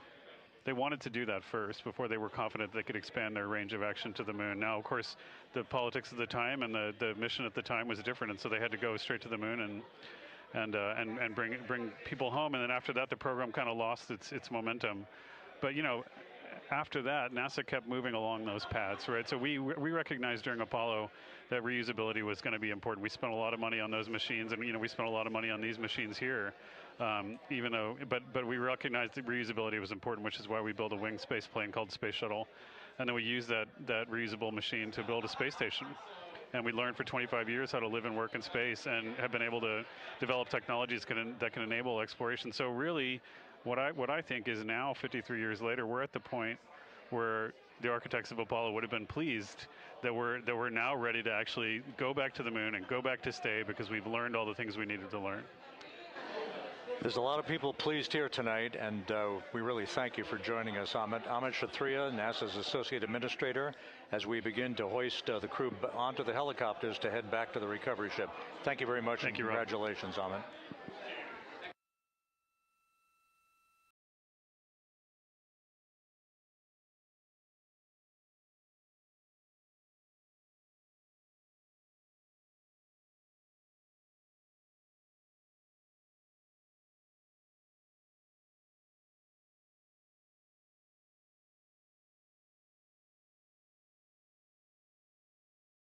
This is Mission Control Houston, with the crew members now beginning to be hoisted aboard the Navy helicopters. Let's go to Megan Cruz aboard the USS John P. Murtha, who will take it from here.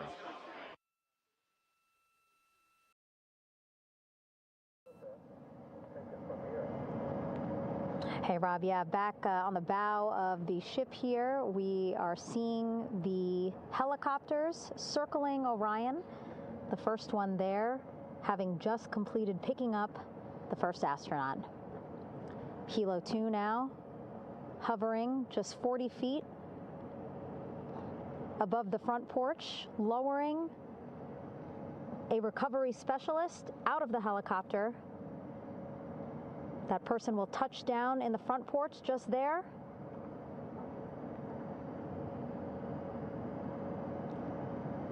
The crew members already outfitted with a harness that will allow them to quickly attach to the hoisting device.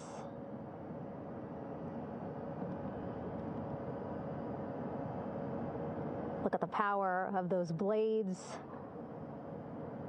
throwing water out at the center there, the front porch, with now 3 astronauts and the recovery specialists. Again, crews already outfitted with a harness vest. And here we go. Second astronaut now off the front porch, getting hoisted into the second helicopter.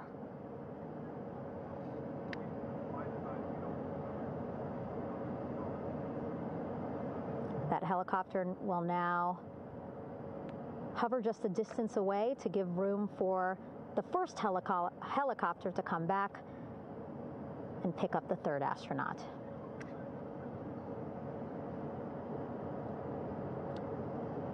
As we wait for that helicopter to come back, make its way back around, just want to mention that the President of the United States called our NASA administrator today while he was on the ship, just minutes after we interviewed him live on our coverage, and congratulated him and NASA on this history-making moment tonight. Helicopter 1 again hovering 40 feet over the front porch. We will soon see another recovery specialist getting lowered onto the front porch.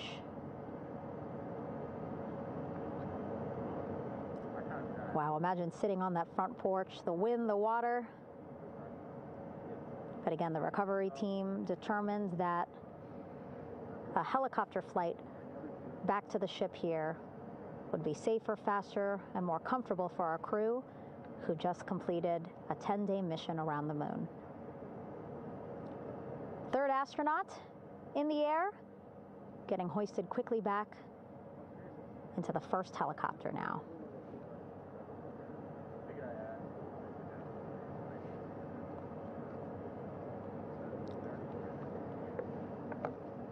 That first helicopter now on its way back to the ship here. We will soon see it land in just a few minutes. Again, all this action happening just 3,000 yards away from us, so a very quick flight back to the flight deck.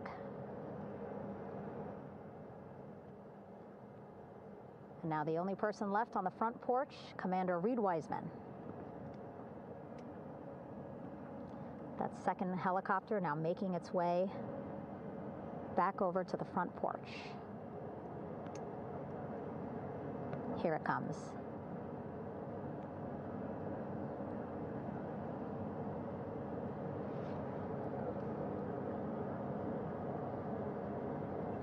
Making its final approach here.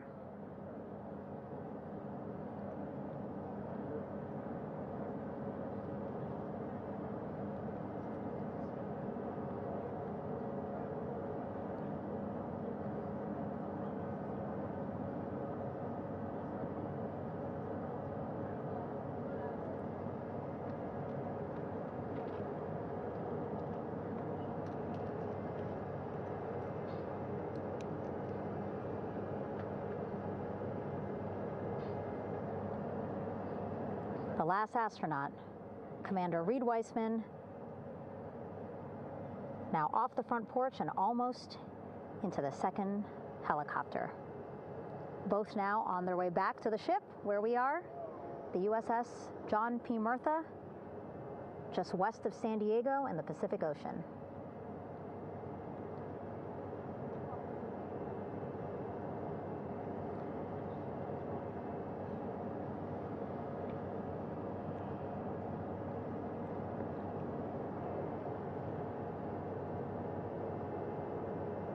Exciting to see our 4 crew members minutes away from landing on the flight deck here on the recovery ship.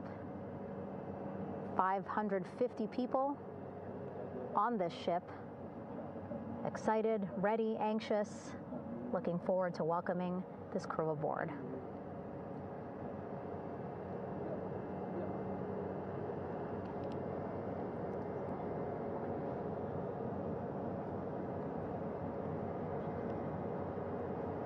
Watching them now with our own eyes. Close to the ship here. Hearing them begin to hover on the flight deck, which is just across from us, here on the bow.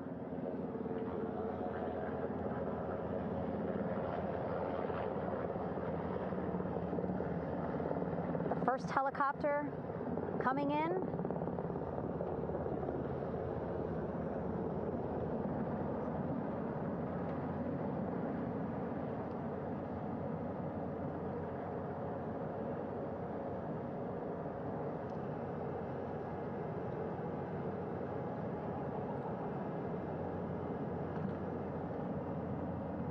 And wheels down. Wheels down of the first helicopter carrying 2 of our Artemis II crew. Pilot Victor Glover and mission specialist Christina Cook.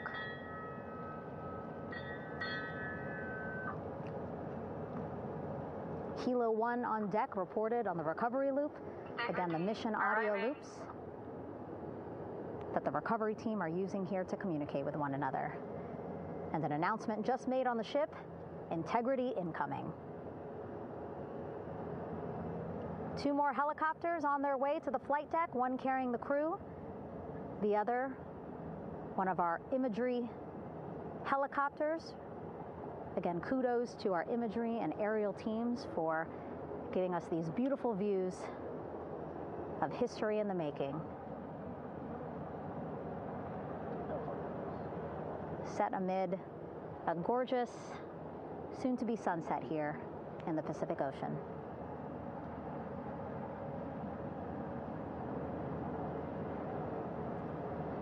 Second helicopter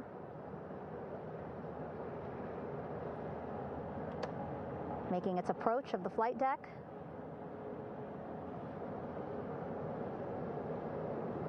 Plenty of people here on the bow with their cell phones out, filming this moment.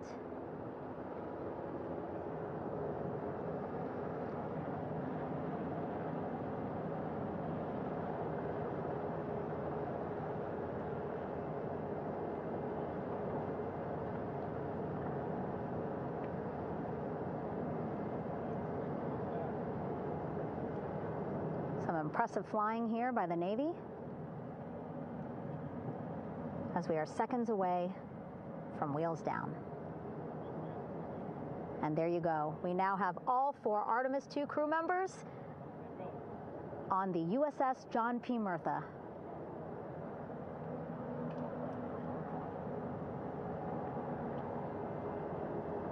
I'm sure they're happy to be out of the water and on this recovery ship with, again, 550 people on board, ready to welcome them home. But first, as we've been saying throughout the broadcast, just making sure the crew feel good. We reported that they were feeling good when they were in Orion, but those were just initial, quick, verbal assessments of how they're feeling. Their destination tonight, the medical bay here on the ship, right after we power down the helicopters here.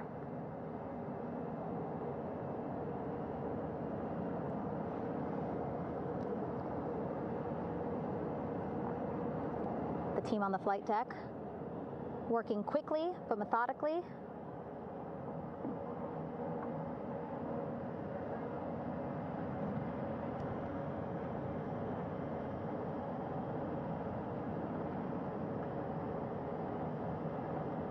Waiting for just one more helicopter to touch down.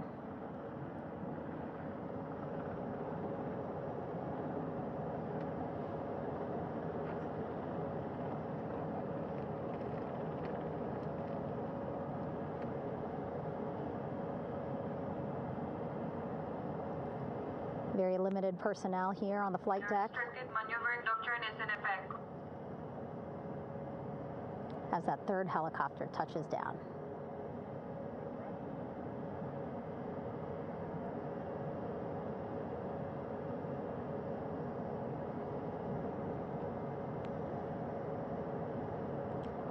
The ship is at flight quarters. Stand clear of waiter decks, aft of frame 095, or no cover stop side, thrown articles over the side, hold all trash and garbage on station. Flight quarters. While just a few folks on the flight deck itself, there are plenty more on some upper decks. I see in some of our views a very packed crowd overhead. Announcements being made over the ship's loudspeaker system, reminding folks to stay clear of operational areas like the flight deck,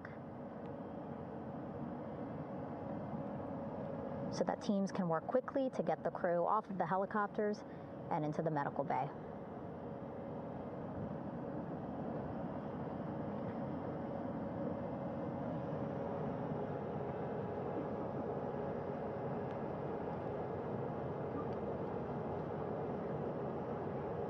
Splashdown today, 5:06 p.m. Pacific time. We are within 2 hours of that splashdown time, and already we have all 4 crew members on the flight deck of the USS John P. Murtha.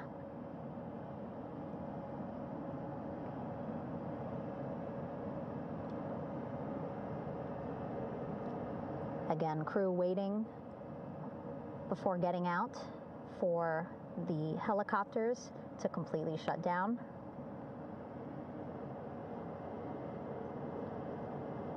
Safety, of course, very important to NASA and the U.S. military.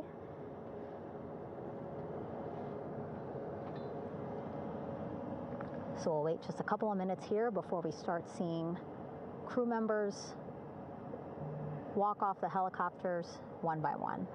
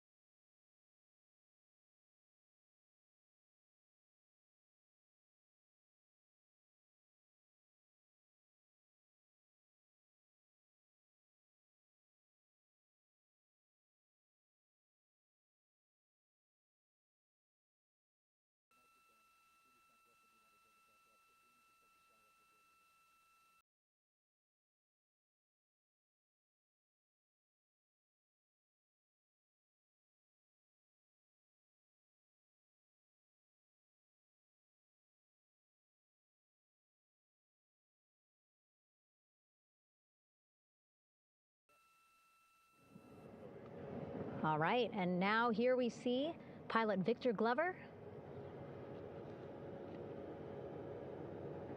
and mission specialist Christina Cook sitting on the edge of one of the helicopters, looking in great spirits. That familiar smile and laugh from Victor, I can see it from here. Christina, I'm sure, feeling the same way, just blocked a little bit by our camera here, but we'll see her here shortly. A photographer taking their pictures. Victor saluting folks on the flight deck. They look like they're in great spirits. Happy to be home, I'm sure.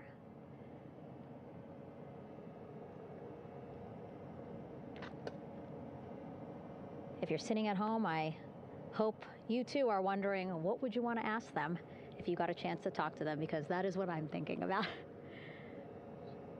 Getting the opportunity to talk to or ask questions of these 4 astronauts who just made history as the first crew to return to the moon since 1972.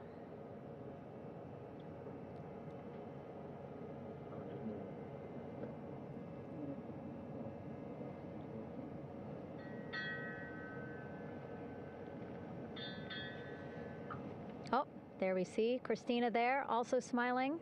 Finally peering out, waving at the cameras. Hello to you too, Christina, yes. Welcome back. Welcome, welcome home. A loudspeaker announcement on the ship saying, "Welcome home, Integrity."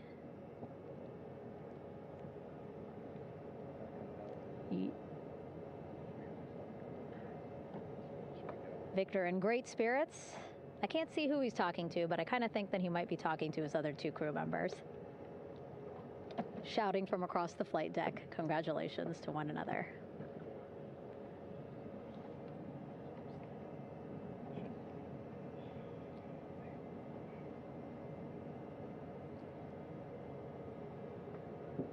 And so now we see some Navy personnel walking up to the helicopter.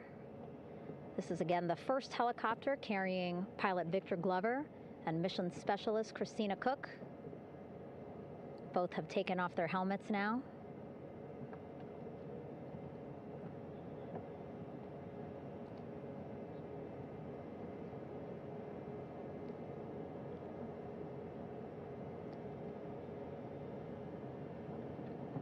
Some pictures, video to catalog this historic moment. A beautiful sunset just behind them here in the Pacific Ocean. Golden hour. These pictures will be beautiful.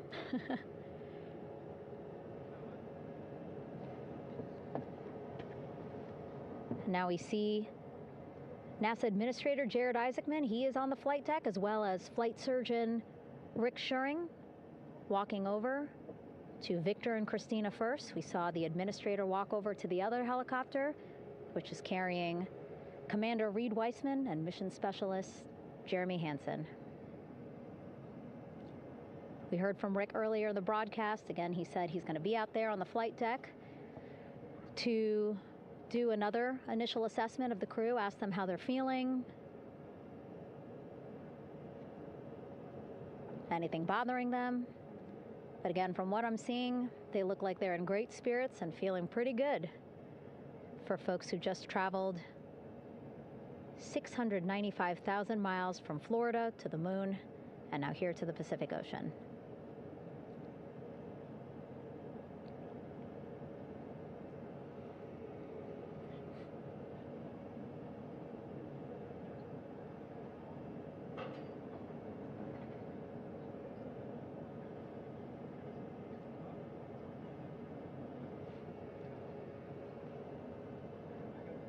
We're now seeing NASA Administrator Jared Isaacman walking across the flight deck. He had been talking to Reed and Jeremy, now approaching Victor and Christina. A hug from Victor, a hug from Christina. What a moment that we're getting to experience together.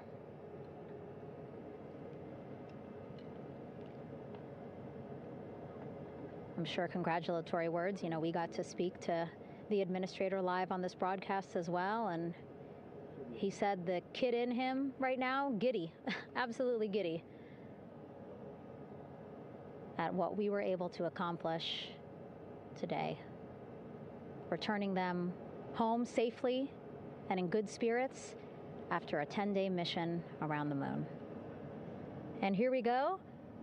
We're seeing Jeremy walking, waving across the flight deck, now on his way to the medical bay.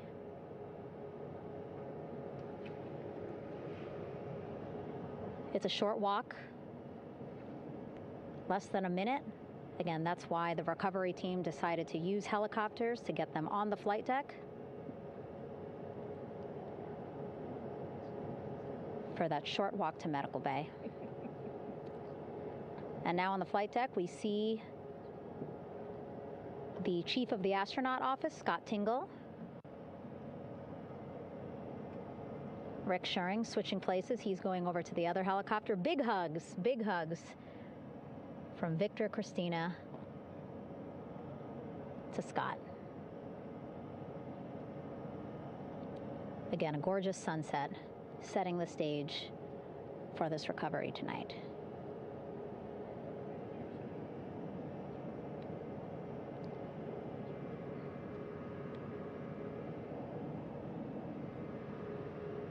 All right, and now here we are, Christina,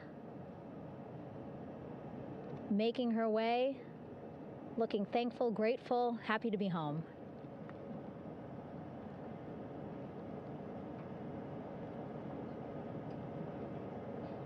You can see she's looking up. Again, lots of people, just a few levels up off the flight deck, welcoming her home.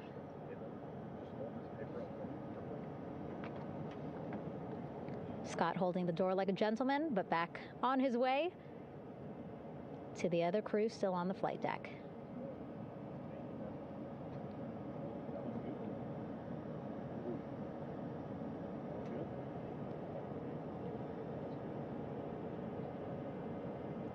So still on the flight deck, Victor Glover and Reed Weissman. It looks like Victor will be the next one headed to medical bay. More hugs, more hugs. He's a hugger.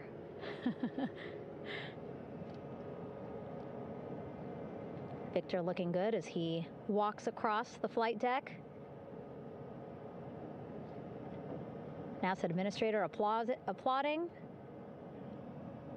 Victor applauding for all the folks on the ship with him who played a role in their safe return today.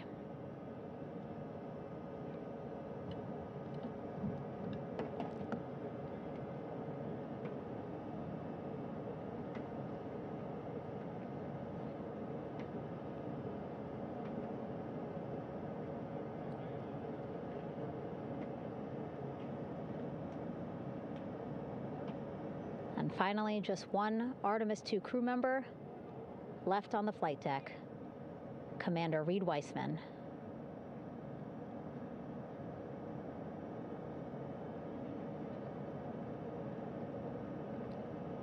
Applause from the group there on the flight deck, I'm sure, as well as on the level just above them, packed with people.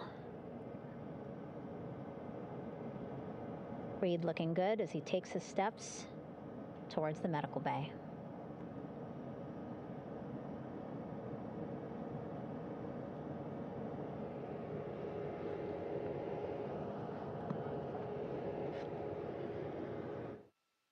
See our 4 Artemis II crew members back on the ship.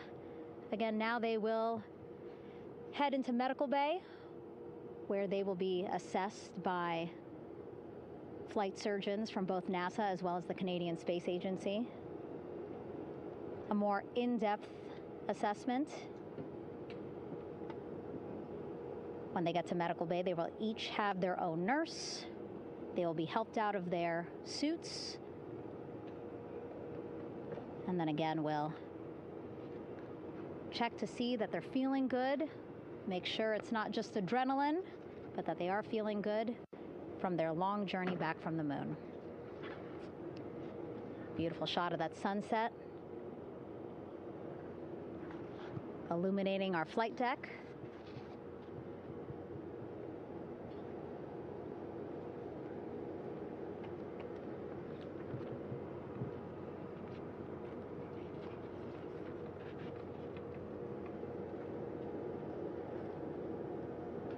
All right, and now with our astronauts safely on board, I want to welcome on Artemis Recovery Director Lily Villarreal.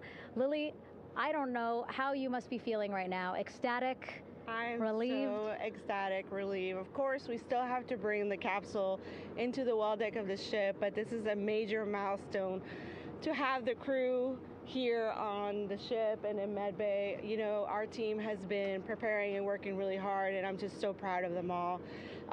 Everything went very well, just as planned. Our teammates in Houston, the flight control team was just amazing. We were able to have great conversations and communications about everything. And I don't know what else to say. I'm just so ecstatic. It's such a wonderful feeling to get to this point.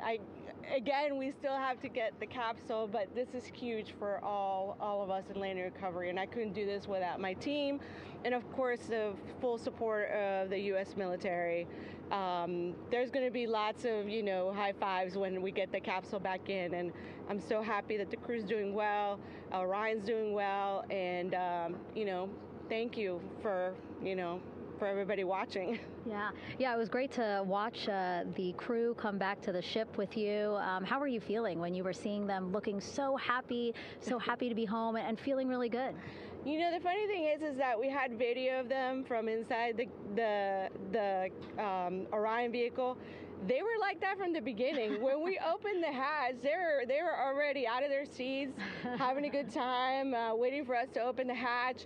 And they opened the hatch, and of course we did the first medical assessment. Everybody was doing very well, and they were just having such a great time with the medical team that was inside the capsule. I think they were all taking selfies with you know, the phones that they have, probably talking about what they saw, and it was just smiles all around. They were having such a great time. And then we put them on the front porch when we were ready to put them on the front porch. And again, you could see they were just so ecstatic to be home and talking to everybody. So we were very happy to see all of that in the control room of the LFOC. How remarkable is that? Again, if we think about their journey, the 695,000-mile journey around the moon and back, coming back at 30 times faster than the speed of sound. I mean, how remarkable is that they are in such good spirits? I mean, this is an amazing crew. I think you guys have seen it for the past 10 days. They're wonderful people, and we're so happy that they brought us along on that ride. And I can't wait to see all the additional videos and pictures that they have that, you know, we'll get a hold of now that they're back on the ground. And I can't wait to hear how, you know, a little more than what we saw on the press briefings from the crew about what they saw. It's just fantastic. You know, some of my favorite people during this 10 days was the science team and how excited they were. And so this is exactly how we feel in the landing recovery team when the science team went, oh my goodness, when they heard all the discussions about the moon. This is exactly how we feel now in the landing recovery team. We're so ecstatic. Yeah. Again, we have to recover the capsule. I want to make sure we don't forget about our Orion. Lily's all about business. She's thinking about what's next. But yeah, speaking of these 10 days, I mean, we have been along for the journey with them, live with them 24/7 for 10 days, and just really seeing the engagement that we've gotten from around the world. What do you hope people take away from this mission? I think that's fantastic. So, you know, my story was that I went to the Kennedy Space Center. I was born in Colombia. I was 10 years old when we moved to the United States, but when I was 7, my family took me to the visitor center, and that's when I learned about Apollo. And we went to the moon, and I learned about astronauts, and that story was what really fueled me to want to do STEM and want to be an astronaut. And I think that this Artemis program is going to do exactly what, you know, what girls, you know, my age back then is 7, young people right now, girls and even like young men, obviously. But we want to empower people to know that you can do this, right? If you want to come and work for NASA, if I did it, they can do it. And Artemis program is just going to inspire everybody. And I'm so happy about that. Yeah. Like Apollo inspired me. Thank you so much, Lily. Really appreciate you being here. As you said, still a lot of work to do, 5 to 6 more hours to recover Orion that's still out in the water. So I'll let you get back to it. But you had beautiful words to say again. We hope that this inspires people. We hope that you come and join us at NASA and accomplish great things with us in the future. Back to you, Rob. Thank you, Megan, and safe sailing out there in the Pacific. Here in Mission Control, it is now all quiet. The team of flight controllers and all their support personnel have left the room to enjoy the aftermath of a textbook touchdown by Integrity that splashed down in the Pacific right on target to complete this historic flyby of the moon, the Artemis II mission. With that, we'll wrap up our coverage for the night and point you to a post-splashdown news conference in 15 minutes at 9:35 p.m. Central Time, 10:35 p.m. Eastern Time, where managers will discuss the return of the Integrity spacecraft and the completion of the Artemis II mission. With that, we'll wrap up our coverage for this evening and historic mission in the history books. This is Mission Control Houston.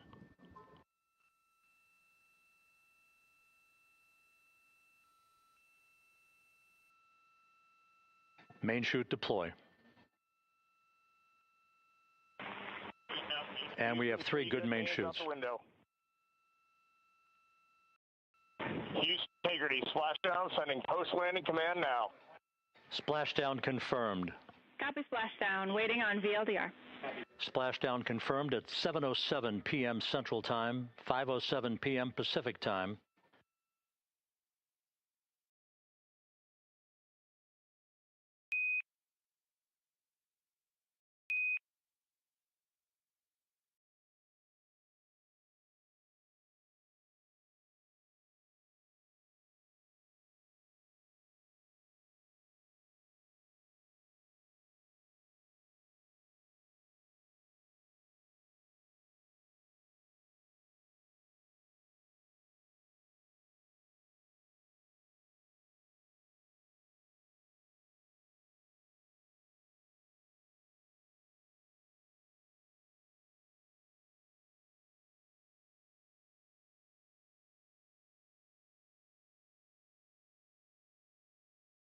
I feel like a completely new era is beginning. The goal of Artemis is to conduct various experiments that can only be done on the moon and then reach the sun. A small CubeSat made in Korea will be launched alongside it. Our team is working on it. Whether it succeeds or not usually comes out in almost a day. I am nervous. We will now talk about Artemis, the largest global mission of the 21st century, with Dr. Sim Chaek-young. Director Sim Chaek-young, Director of the Planetary Exploration Center at the Korea Astronomy and Space Science Institute, who studies the moon. The first woman, the first black person,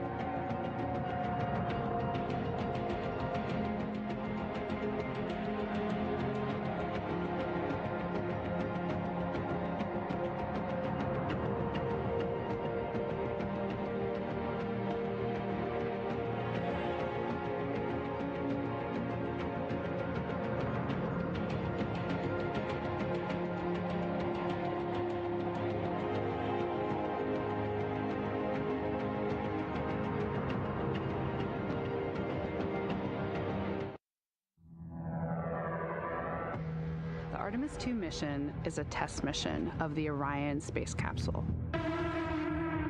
Artemis II will be the first time we put humans on this rocket.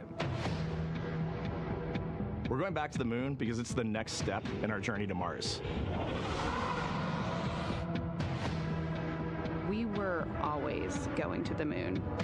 Pushing ourselves to explore is just core to who we are. That's a part of being a human. And liftoff. We shall return. Continuing to test out every bit of Orion. Coming back to Earth, 7 miles a second. When humanity sets big goals, we can bring together genius from around the world. You have the best people on planet Earth putting this vehicle together. That's what's up. To innovate for the benefit of humanity and to inspire the world through discovery. And here we go.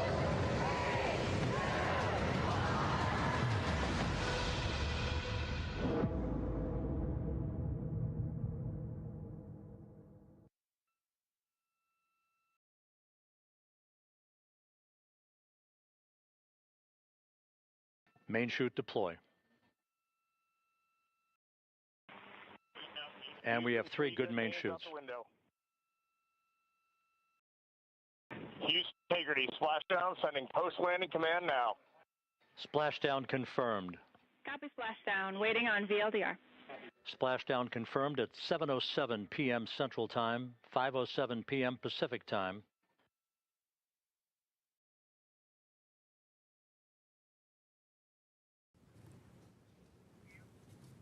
The Artemis II astronauts are back on Earth, landing in the Pacific Ocean at 7:07 p.m. Central Time this evening, after NASA's record-setting mission that took them around the moon and brought them home.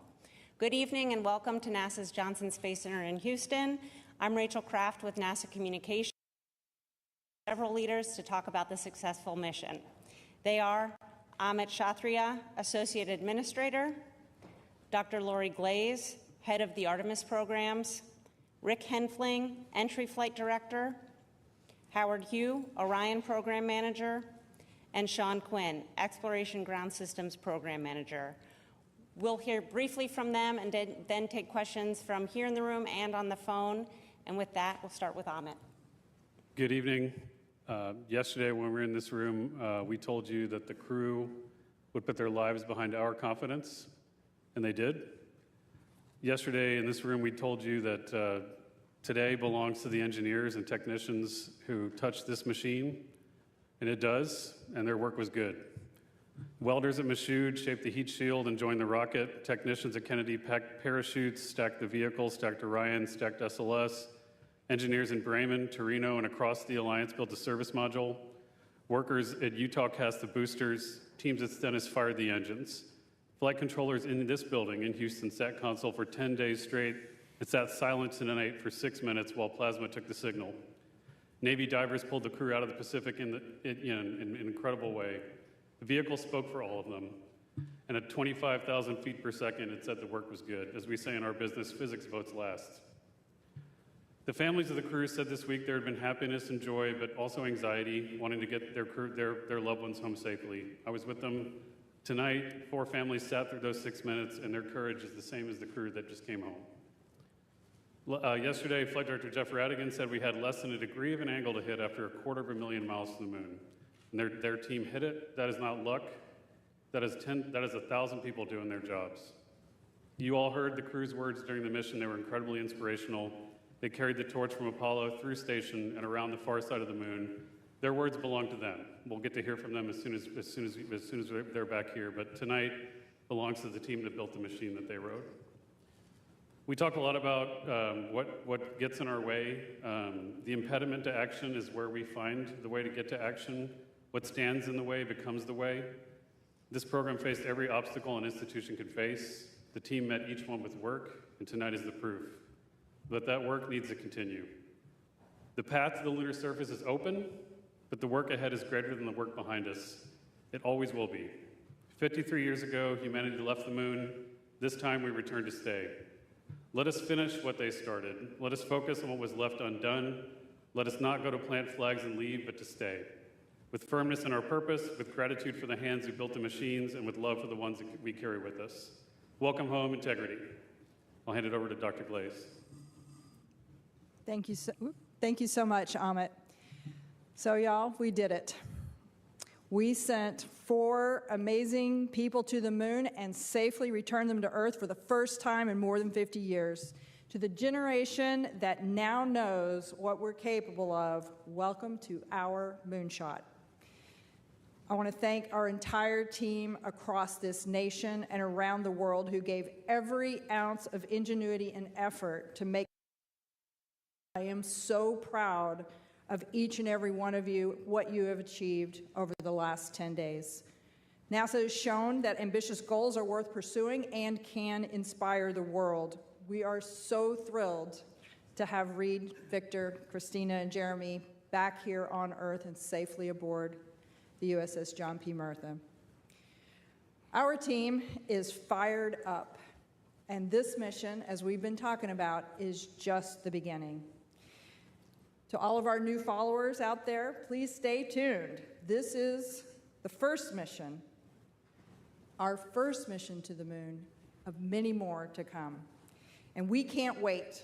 Our teams are so ready to get to work on the next missions and explore the lunar surface and bring the world along with us. I'll pass it over to Rick. Thank you, Lori. Thank you all for your continued interest in this mission. What a truly spectacular day it was for NASA and all of our international partners. This crew has said time and again that they were going for all of humanity, and today we fulfilled that objective by completing their journey and returning them safely to Earth. I've got a few stats for those who are interested, courtesy of the Flight Dynamics Officer in Mission Control. Integrity and her crew of 4 astronauts flew 700,237 miles. We reached a peak velocity of 24,664 miles per hour. We hit our flight path angle target within 0.4%. We flew an entry range of 1,957 miles, and we landed within less than a mile of our target. What a tremendous day. Over to Howard.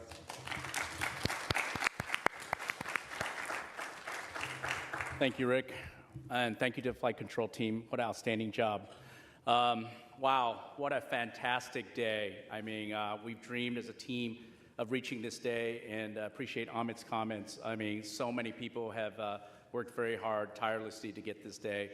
I think this mission has been historic and has demonstrated new capabilities for Orion spacecraft, has taken our crew farther than any crews that have ever gone to the moon and back safely. 252,756 miles. And that is a fantastic feat. We got a lot more to do. And I'm so happy that we get to have this moment, but we're going to have a lot of these moments coming up. And I want to thank the entire Orion team. They have worked tirelessly. They've dedicated many hours. They've committed to excellence and innovated and attacked challenges that we've come up with for both our NASA team, our industry partners, and our European team as well. We did it together. We brought the crew home safely. They deserve a round of applause. It was a terrific day for them as well. And I want to thank the crew. They have been a fantastic inspiration to our teams as well. You've heard their messages. We are so happy they're back on the ground. We can't wait to see them as well. And finally, we've learned a lot from this mission. Number one was bringing the crews home safely, but it's also a test flight. And like Amit said, we have a work ahead of us to be done. We're going to learn from this mission. We're going to look at the data, and we're going to move forward. This is the start of a new era of human space exploration. Thank you. Well, thank you, Howard. What an incredible end to an incredible mission. I got to tell you, I think I'm trying to pick out the best thing that happened today, and I'll just say that we were sitting in the back room getting ready for this press conference, and Howard gets a call from Reed Weissman, the commander of Integrity, and it was so great to hear his voice and tell us that all the crew is okay, and we can say that we did our mission. We accomplished what we set out to do. I'm very proud of the efforts of the Exploration Ground Systems team that supported both the launch and recovery operations alongside our Navy partners. All the hard work and dedication over the last couple years paid off today, and the team did a great job. Our recovery teams are currently in the process of bringing Orion back on the well deck of the ship, and hopefully within about 4 or 5 hours, it'll be hard down in the back end of the USS Mirtha. It's good to be NASA. It's good to be an American today. Thank you.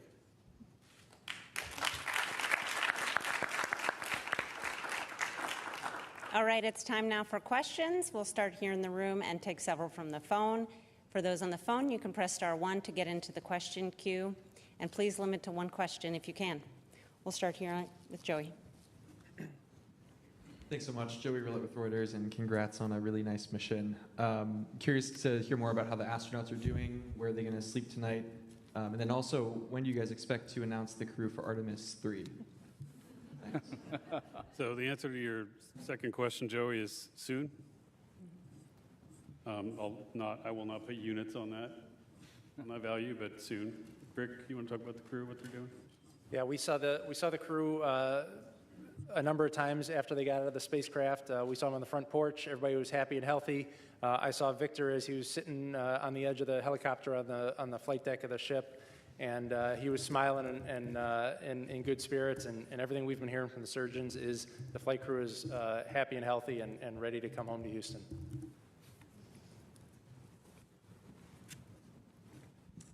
Hi, Lauren Grush with Bloomberg. Congratulations again. You know, obviously, it's been such a great mission to watch from start to finish, but I guess I'm wondering if you had to categorize, you know, this was a test flight. What would you say is the issue that you feel maybe the most grateful arose during this mission so that you could apply that lesson learned to the next? Maybe you. Like me, Howard, why don't you take that one? Yeah, I think we're taking a lot of lessons learned. Certainly, learning about how the crew operates a spaceship has been a really great learning experience, and flying and ability for them to test drive for our spacecraft has been good. I think, as we mentioned previously, our pressure control assembly, where we discovered a leakage through the system. I think we learned a lot about that. That is a new finding. Certainly, we're going to go investigate that. We're going to look at that and move forward to make sure that we make some changes if necessary, but we'll get all the data and we'll go forward from there. Marcia. Associated Press, Marcia Dunn. The administrator described the crew as great communicators, almost poets. How is, this is going to be a tough act to follow for the upcoming crews soon to be picked. Talk about this crew in particular and what they brought to this that went beyond the scientific and the research and the engineering, please. I'll just say that this particular crew, they've gotten to know each other so well. So each of them individually are just absolutely amazing individuals. But they, as a group, you could watch them and what they brought as you watch them in Orion over the last 10 days, operating just seamlessly between the four of them, just the teamwork, the camaraderie, I think they really brought an amazing sense of what we're trying to achieve with this mission. It's the mission for all humanity, a mission for all, and they really did represent that and tried to communicate that. I do know that our entire astronaut corps is spectacular, and so I have no doubt that the next teams will also rise to that level. Jackie. Hi all, Jackie Waddle, CNN. Congratulations. Question for Rick. I'm really anxious to hear what that blackout during reentry was like for you. And also just wanted to ask, that splashdown target being less than a mile off is incredible. Can you walk us through if anything, was outside of ordinary? I know we heard on comms there were some sensor issues just before entry interface. Just curious to hear more about that. Thanks. Sure. So, blackout, there's really no beating around the bush with that. It's a difficult time because the flight control team wants to see data. We want to look at the data. We want to be able to provide input to the flight crew on how to fly their spaceship. And when we don't have data, we're trying to figure out what to do with ourselves. But we knew when blackout was going to start. It started when we expected. We knew when it was going to end. It ended when we expected. And so that gave us the trust that the spaceship was flying itself correctly. As far as some of the cautions and things that came up on the way down, The prop cautions, they were, we think that, again, that was learning of the spacecraft. Some of the limits are set a little bit tighter than we probably should have had them set, and we dispositioned those and moved on. As far as the comms post-landing, we don't quite know what was going on there, but we worked around it. We had comms with the recovery team, and we safely handed over the mission authority at the right time. Okay, Josh. Hi, Josh Denner, space.com. Really excited to hear that the crew is doing well. I'm interested, we saw Victor sitting on the edge of that helicopter once they landed on the ship, and it was great to see them all, walk across the deck. They were set to do an emergency egress test with a ladder, a backpack, I'm wondering if they've performed that yet, how soon they will be performing it, if they have, how it went.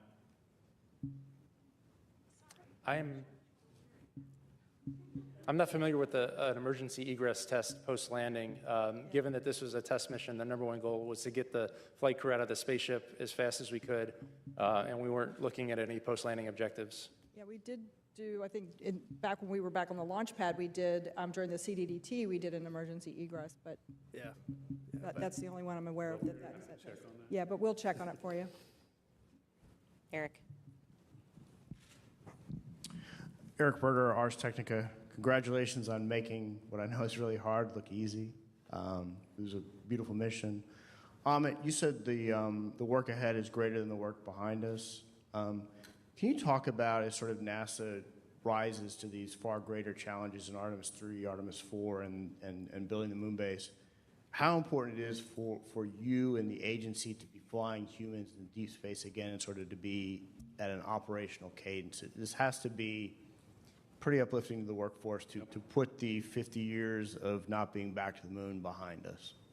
Yeah, it's huge. I mean, flight cadence and iteration is the key to reliability and safety.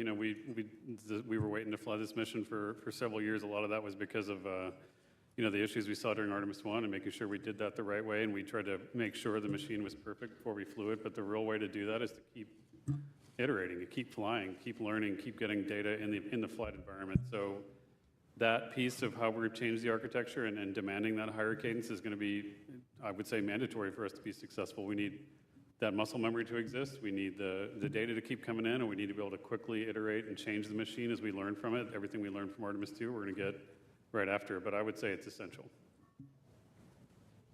Okay, Irene. Irene Klotz with Aviation Week and Space Technology for Amit. What do you think will be your biggest challenge to ensure that this mantle and responsibility of inheriting what Apollo did does not end like Apollo? I think we've talked about this a little bit before. What the architects of Apollo, Gilruth, von Braun, Siemens, Moeller, what they really wanted to do when they were given the challenge of expanding the range of action to the moon was to learn to live and work in space for a long time. They wanted to do that first. I talked a little bit about this with Rob earlier. I think, and of course, because of the nature of the environment they were in, they were in a race. They achieved their objectives. They were geopolitical as well as technological. But once it was done, it was done. And I think the foundation they wanted to build on is what we went to afterwards. So we wanted to, investigate reusability with shuttle. We did that. We wanted to learn to live in space for a long time with station.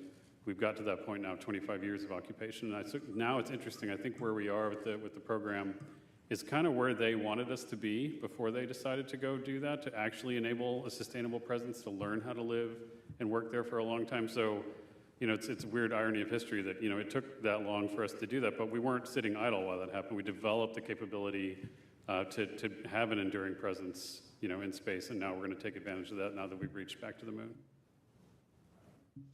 Okay, we'll take one more in the room from Ken Chang, and then we'll go take several from the phone. Hi, Ken Chang from New York Times. I guess for Rick and everybody else, could you talk about what the last 13 minutes were like? There had to have been some anxiety, and what was the moment where you could finally relax, and when did you start celebrating in Mission Control? Well, certainly there's anxiety. If you didn't have anxiety bringing this spacecraft home, you probably didn't have a pulse.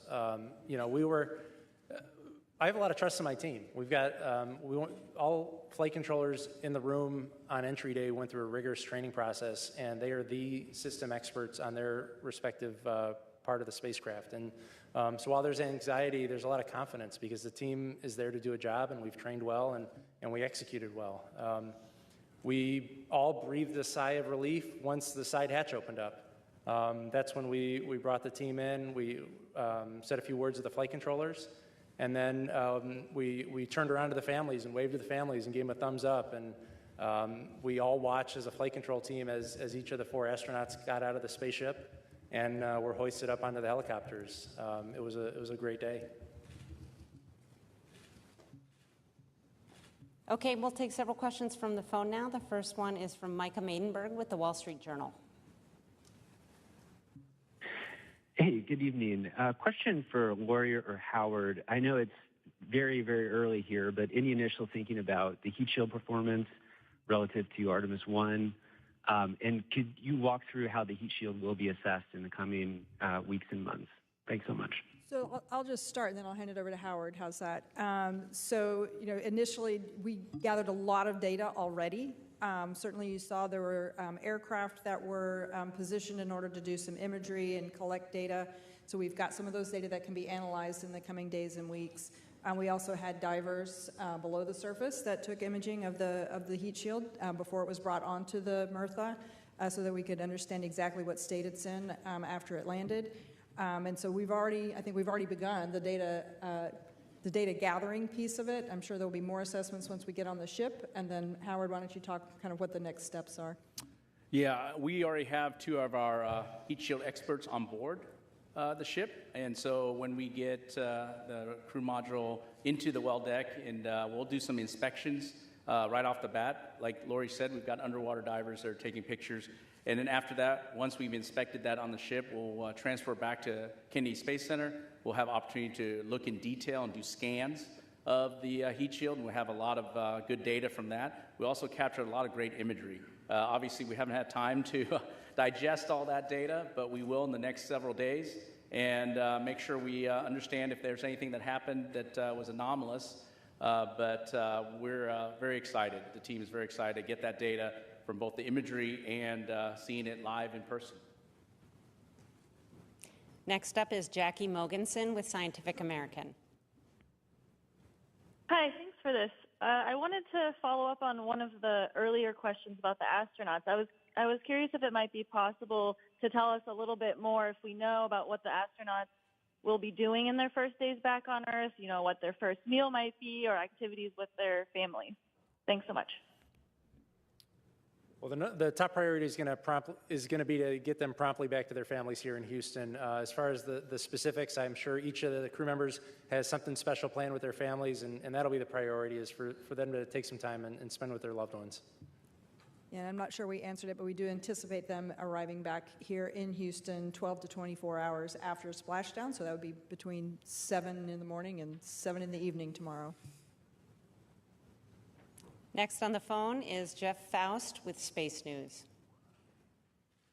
Good evening. I wonder if you can talk through what the processing of the Orion spacecraft is going to be now that it's back. What point do you sort of extract all of the lessons learned from the mission and start applying them to Artemis 3 in order to have that mission ready to go launch in about a year's time? Thanks. Yeah, we will have what we call quick initial 30-day report that we'll put together. Every team will be doing their due diligence and analyzing all the data we have. The crew module will get transported back to Kennedy Space Center. Sean's team, Exploration Ground Systems, is going to decontaminate the vehicle in terms of the propulsion system has hydrazine, and so we'll be working through that. In the meantime, we'll be pulling hardware off the boat in parallel with other activities, and when we get back to Kennedy Space Center, we've got about 286 components we're going to reuse in future missions already, and then we're going to look at other components and determine if we can reuse those as well. A lot of work, not only on the hardware flow, but also all the analysis of the data we're going to need going forward to learn from this mission and carry forward for Artemis 3 and beyond. Okay, we'll take one more from the phone and then come back here into the room. The next question is from Richard Trudeau with Orlando Sentinel. Hi, thanks again for taking the time. This is another question for Howard. For Artemis 3, is the docking system that you have to do with Blue Origin and/or SpaceX, is that at what point would that system be sort of in place on the new capsule? And I guess for Amit, how are your two contractors progressing toward having something that can actually go up there on your timeline? Thanks. Okay, I'll start with our docking system. Our docking system is ready to go. It's already been qualified. We've already got the flight unit at Kennedy Space Center. Later this summer, we'll integrate it on top of the crew module. And we've done a lot of testing already, so the final part is actually the mechanical mating of the docking hatch and the docking mechanism itself. And so we have a standard way of doing dockings in space that we expect Blue Origin and SpaceX to work with us on and accomplish that mission. Yeah, and as far as the other part, I think, we're in a massive test campaign. We've got a huge test coming up of the Blue Origin Mark 1 lander, which will be the kind of smaller version of the lander they want to use to attempt the landing missions. There's going to be a test flight of that this year. We also have the test of the Block 3 Starship and Super Heavy, which is coming up hopefully in a few weeks here. So, every day in this program, we're going to be testing big machines, and we're just going to keep getting side by side with them to help them make progress. Okay, Jackie, and then we'll come back to the other side of the room. Thank you, Jackie Goddard for the Times of London. My question is for Howard. As a little boy, you were inspired by Star Wars. I wondered if today is better for you than Star Wars, and for future space travelers looking back at today, what should they see as being the significance? Thank you. Wow, you might be watching my old interviews or something, but I would say 1,000, I don't know what the number is, thousands of times better. I would say that I shared a moment with my father. He took me to see Star Wars. He's not alive today. I wish he was, because that little kid who saw and was inspired by the stars, and now we're able to send our crew out to the stars, the farthest any humans have been. I mean, I can't even express just how I feel and the goosebumps I have. And I would say that for all the kids out there, I mean, just pursue the dreams. I can't say any better than the crews. I tell my kids also, pursue what you're passionate about. And my passion is a space program. My passion is NASA. And I was able to accomplish that today and hopefully many more days going forward. But you have opportunity to do what you are passionate about. And hopefully those kids who are in love with human spaceflight, in love with going to the stars, will be inspired by us, especially by our crews. And come join NASA. Come work for us. We got a lot of missions ahead. Okay, go ahead. Thank you. Ariel Moutsatsos from Televisa Univision. The only mission until today that for which the communications blackout lasted 6 minutes was Apollo 13, if I am not mistaken. Today's lasted 6 minutes, around 6 minutes. Does that say anything about the design of the ship, or what is the reason behind that? And also, very quickly, can we see a Hispanic in one of the next missions of Artemis? Thank you very much. As far as the duration of the blackout, a lot of that's just dictated by the physics of the approach trajectory. The Orion spacecraft, when you get enveloped by plasma that's thousands of degrees, the radio frequency of the antennas just can't shoot through that. On the space shuttle, we were lucky we had the tail, and we had an antenna up on the tail, and it took us a while to figure that out, that was a way to keep calm. For Orion, it was 6 minutes, but it was predicted, and it played out exactly as we predicted, so that just gave us confidence that it was flying the way it was supposed to. Will. Hi, thank you. Will Robinson-Smith with Spaceflight Now, and congratulations again tonight. A question for Rick. The whole flight operations team has been exceedingly busy throughout the course of this mission, in preparation for this mission. I imagine there will be a little bit of breathing room now that the crew is back safely on Earth, but when do you kind of get the band back together to start prepping for Artemis 3? And will it be the same complement of flight directors that we saw for Artemis 2? Thank you. Well, you're right that the next mission is right around the corner, and we'll take the lessons learned from Artemis 2. We learned a bunch on how to fly people in space, both from a vehicle operations, but also from how to run a control room with a deep space mission. And when the time is right, we'll get back into flight-specific training. And we've got a core group of about 30 flight directors, and they're all extremely capable. And I think anybody who's assigned to that next mission is going to be as successful as the three of us, myself, Judd, and Jeff. Yes, we'll take you. Tom Clark with Sky News. Congratulations on a very successful mission. Amit, you spoke yesterday of there only being irrational fears. I wonder if you succumbed to any, and if so, what they were. But more after such a successful test flight, how much of a boost is this to NASA's confidence in its wider mission to stay on the moon? I mean, for the campaign, this is a huge step, for us to build confidence, not just in our understanding of how this machine performs, but just that this organization can rise to the standard of qualifying a vehicle like this for crewed flight. I think that's huge. It took a lot of discipline and a lot of changes between Artemis 1 and now to get there, and the team really rose to the occasion. These folks here, they did a tremendous job of instilling the amount of discipline and rigor and belief in the qualification standards to make sure this is going to work. And so to me, that was almost the biggest objective of this mission, was to prove to ourselves that we could move to crewed flight, but maintain the same level of risk knowledge and understanding, but also really focus on what that looks like. To your point, it is when you fly the crew, when you fly any crew, you can be paralyzed. You can almost be paralyzed by risk because you become so close to them. You understand what's at stake when you with the families. You understand what's at stake. But the crew knows this, and we have to do it too, but organizationally understand that what we do is we take calculated risks, and that it's going to take risks to explore.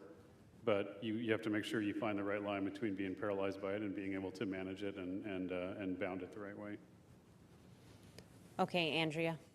And then after that, we'll come to Michael, and then take Cyril on the phone. Andrea Leinfelder of the Houston Chronicle. This question's for Rick. I enjoyed seeing the flight controllers storm into White Flight Control Room, and I was just wondering, were those the controllers from the back room? Were there people who were off duty who just couldn't be away? And why was it important to open the room to them and to let more of the Houston workforce celebrate that moment? Thanks. That was anybody. I made a call out to anybody who had worked the mission, no matter what shift or what room you were sitting in, to come into the room and just soak in the moment with the rest of the operations team. They all deserved it. They worked tremendously hard, both pre-flight and during the mission, and it was a time for us to celebrate together before celebrating outside of that room. Okay, Michael. Hi, Michael Atkinson, Houston Public Media. Congratulations again. My question is also for Rick. I think that we've asked the crew several times if they felt the weight of this moment, and I'm curious if you felt, or if your other flight directors felt the weight of this, that as you were going through all this, you're like, this is what Gene Kranz felt, this is what Chris Kraft felt. Did you ever feel that moment? There were a couple of times where you have a lull in the shift, and you can kind of sit back in your seat and just look out the window. I do that at ISS a lot when I work down the hall working in Ficker 1. You just enjoy the view. As I worked early in the mission on the planning shift, the moon was getting bigger and bigger, and it was fun to just sit and watch the moon get bigger. And then as we worked on the entry minus 1 day shift yesterday, and then on the entry shift, it was fun to watch the Earth get bigger. And it was fascinating to watch orbital mechanics take over. And in the last day when I took the console, I think we were, earlier this morning, I think we were over 50,000 miles away from Earth. And we made up that last 50,000 miles in the last 8 hours. And it's a fun job to do. All right, we'll take several questions from the phone. We have Anthony Leone with Spectrum News. Hello, it's Anthony Leone with Spectrum News. Thank you so much for taking our questions. This is certainly a historic moment. NASA has kicked off the return of humans visiting the moon. How does it feel to write this new chapter in our history book? I have to tell you, my background is in planetary science, and I was an active planetary scientist for a couple of decades, and I had this incredible honor to come over and work with the human spaceflight side of NASA and the team that have put this together. But as someone who has been interested in what we can do in exploring the moon and going beyond low Earth orbit, I think the weight of this mission and just how incredibly impactful it is that we have actually achieved this.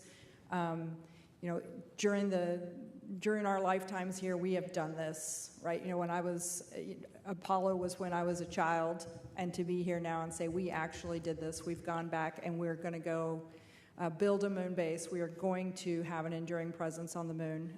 Just incredibly powerful. The next question is from Manuel Masanti with Exploración Espacial. Thank you so much. Congratulations to everyone. Manuel Masanti with Exploración Espacial.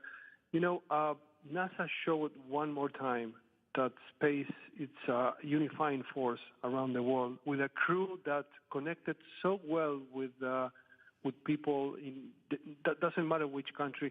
How important was, for anyone in the panel, how important was this mission for the agency and for the future of the Artemis program? It was the most important human spaceflight mission I think we've done in many decades in terms of what it meant historically, but also what it means for the future of the agency. We talked before about, for many folks, this is the end of a long journey working on these machines, and for a lot of our workforce, it's just the beginning. But it is definitely an inflection point for all of us. So it's hard to understate, just how incredibly valuable it is to the entire team. Let's go here to Zach. Yes, thank you. Congratulations. Zachary Albert with the Launchpad from Canada. Ahmed, if you could send a message to NASA in 50 years. We've taken a lot looking back at the last 50. What would you say to the administration and the NASA then when hopefully we've become a multiplanetary species? And for each of you, is there a word or a quick phrase on how you hope the history books classify this mission that started us going back? It's a couple weeks ago, I was with the administrator. We were doing a different event, and we were talking about how we were really going to make choices and change our focus towards the moon, towards building a moon base, towards doing incredible things again. And right before he and I walked up on stage, he turned to me and he said, at some point, people are going to look back at what we were doing, and we're going to be like those guys that were hogging out logs to cross lakes just to see if we could do it. And then, in the future, people are going to look back at us and go, wasn't that quaint, and isn't that interesting how they did that? But I mean, that's kind of where I think this is going to land in the grand scheme of things. We of course, Apollo achieved amazing things. We've done amazing things since then, but this, I think, is going to be an important step, and hopefully history is kind to us as a result. Okay, Stephen, did you have one? TJ?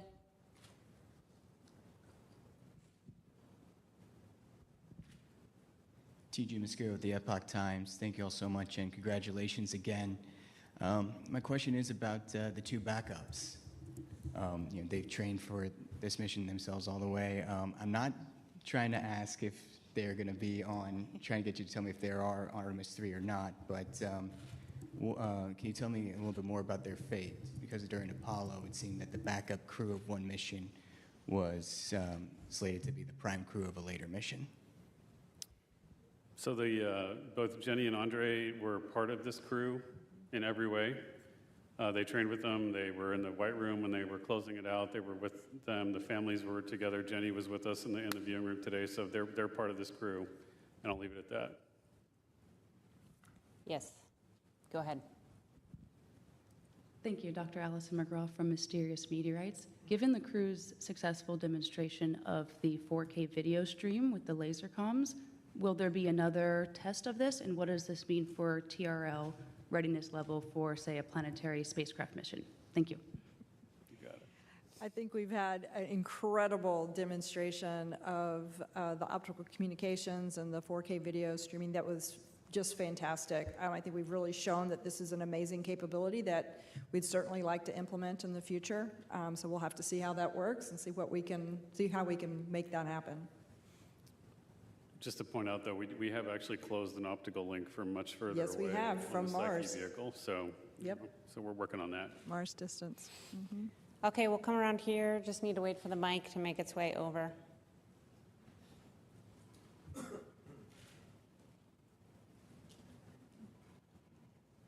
thank you again for doing this, and again, congrats on just such an amazing mission. Beverly Casillas for Space Scout here, and I just had a quick question.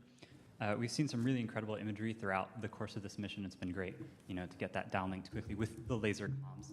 And I'm curious how much of that imagery that was taken during the mission on board has been downlinked, and how much of that still remains on the spacecraft to be recovered later. Thank you. I don't happen to know the official stats, but we can certainly follow up with you at a later date. I do know that Reed had made the comment that even though they sent back quite a bit, that the stuff they have with them is pretty amazing. So once we get it off the physical media on the vehicle, hopefully we'll be able to get it to you guys soon. Yeah, we'll get all those SD cards. We'll get them all downloaded. And of course, all of the imaging that was required on Monday, that was the science imaging, all of that will be made available through the planetary data system and archived. Okay, we'll take a few more from the phone. Next is Alejandro Turnbull with Space Scout. Hi, congratulations everyone on a fantastic mission. Question for Rick.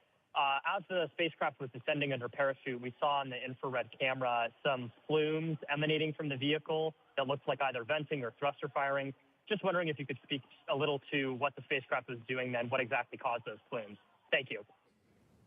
Yeah, not knowing the video that you're referring to, I would imagine that's probably the spacecraft reorienting itself. When we're on our main parachutes, we do a reorientation to ensure that the most robust structural portion of the spacecraft contacts the water first. And so I suspect the plumes you were seeing were the crew module reaction control system thrusters firing.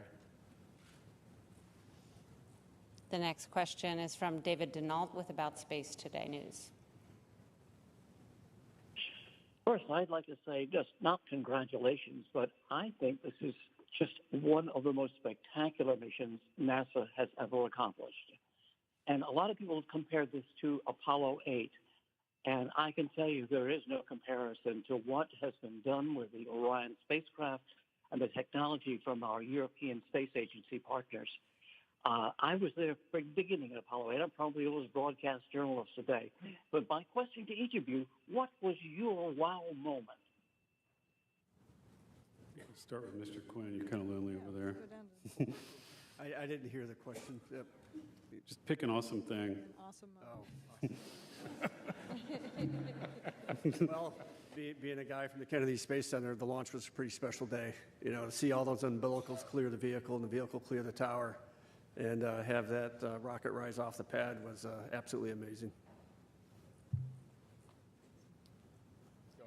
Yeah, man. Yeah. All right. I know Victor always says touchdown, getting onto the water. For me, the greatest moment was the parachutes, the main chutes deploying. I think seeing that, I was chanting "Go, go, go" by myself. Somebody shot a video of that. I think I was going crazy, but I just kept saying that as the drogues came out. But when the mains came out and they started slowly inflating, that was just a tremendous moment. Like I said, objective number one is get the crew home. And I know there's all kinds of things that can happen after that, but having those mains and getting the vehicle to 16 miles per hour from 24,600 miles per hour is pretty amazing. And getting those chutes down was a great moment. I'm going to vote for the naming of the two craters as my top moment. I know it's all still fresh. So for me, I'm probably going to say two things. When the crew, when Reed reported back, 4 crew green after splashdown, that's what we hope for, right? So that was pretty awesome. And then when we saw Christina come out of the capsule, then I was like, okay, we're here. Okay, we'll take, oh, sorry, I'm at. No, it's okay. Mine's easy. It'll be tomorrow when I see my friends again. All right, one more from the phone and then back into the room. So the phone question will come from Russell Pounds from Pacific Rim Media. Hi, this is Russell calling from Alaska today.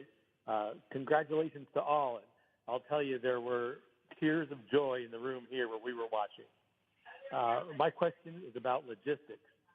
I'm thinking about all of the moving parts it takes to bring food, power, telecom, and so forth on a complicated mission. What were some of the logistics lessons learned that might be useful to organizations back here on Earth?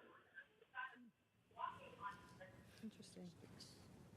Yeah, I think a good start. I mean, it's incredibly challenging to get to plan for a mission like this. Even though Orion's a pretty big spacecraft, making sure we have everything we need. We think we count through contingencies. We lose systems sometimes. We worry about that. We want to make sure we have everything ready to go. I will tell you though that just having thought about this for a while, the logistics of flying a 10-day mission, even this far away, pales in comparison to the logistics of keeping crew on space station constantly going. So I would say that a lot of our logistics learnings have been derived from that. That's not just consumables and water and gas, et cetera, but it's also thinking about the reliability of the systems and when they're going to fail. It's hard to predict sometimes, how to do that, sparing the machine and making sure we have everything pre-positioned in the event that we have failures. That comes from a lot of learning, both pre-flight and in-flight. And so, but in-space logistics is going to be a huge challenge for us going forward as we really contemplate a moon base, but hopefully we'll be able to feed forward, lessons from obviously this mission, but I think from Space Station Together as we build that moon base. Okay, we'll take a few more here in the room. We'll go in the middle there. Hi, Jishnu Nair, Houston Business Journal, echoing congratulations on a great mission. While we were following along, we had a lot of voices from the space industry, especially here in Houston, kind of chime in and express their support and as well. And I know that a lot of those companies are working on specific NASA proposals or submissions, but in general, how would you say you'd like to see the industry kind of respond to the kind of achievement that NASA has done here and hopes to continue with Artemis? I'll take the first stab on that one. How I'd like to see industry respond is to take this as not just the inspiration, but the challenge. You've heard that we really want to speed up our cadence and be able to return our crew back to space within a year and to the surface of the moon in 2 years. In fact, hopefully land on the moon twice in 2028. In order to do that, we're not going to be able to do that alone. We need all of industry to work and come along with us, and they need to accept that challenge and come with us and really start the production lines that are going to be required in order to achieve that goal. Okay, let's hear in the white hat.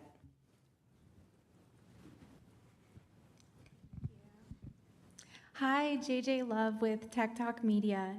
I just have some words of recognition for you all and the entire Artemis team. What you have done this week is remind the people of Earth that wonder is worth chasing, that curiosity is not a luxury, it is the most human thing we have. You didn't just test a spacecraft, you tested mankind's potential and carried all of us with you in the process. Every kid who looked up at the moon this week did it differently because of you. People who needed something to believe in found it in that splashdown tonight. So thank you, not just for the data, and not just for the mission, but for proving that the pursuit of what's possible is still alive and well. We are so grateful.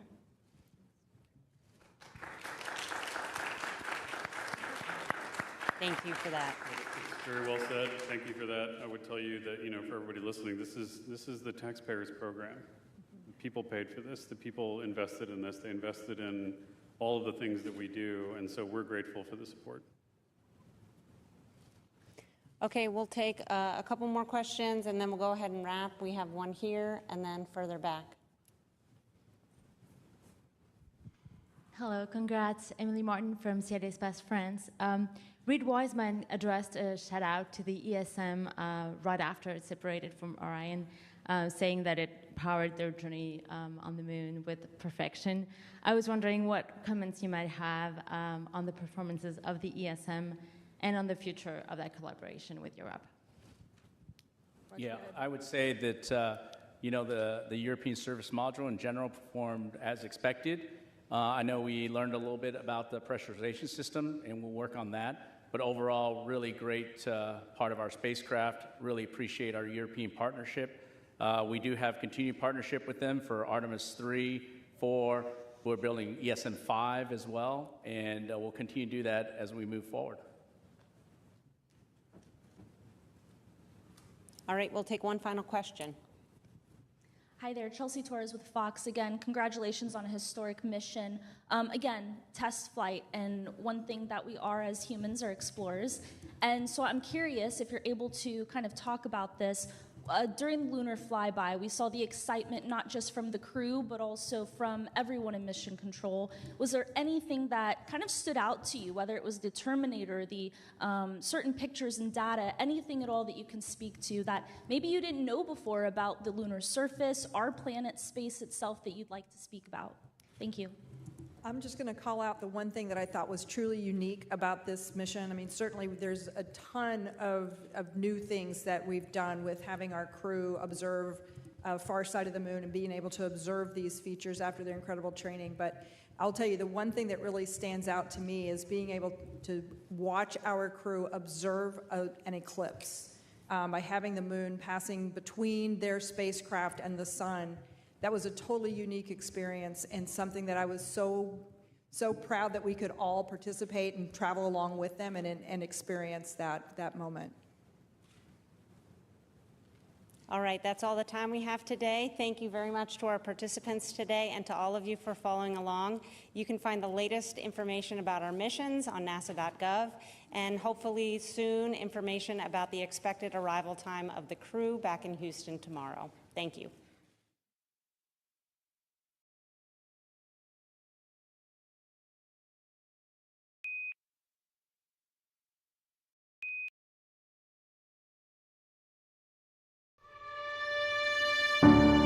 NASA's Artemis II is the first crewed lunar mission in over 50 years.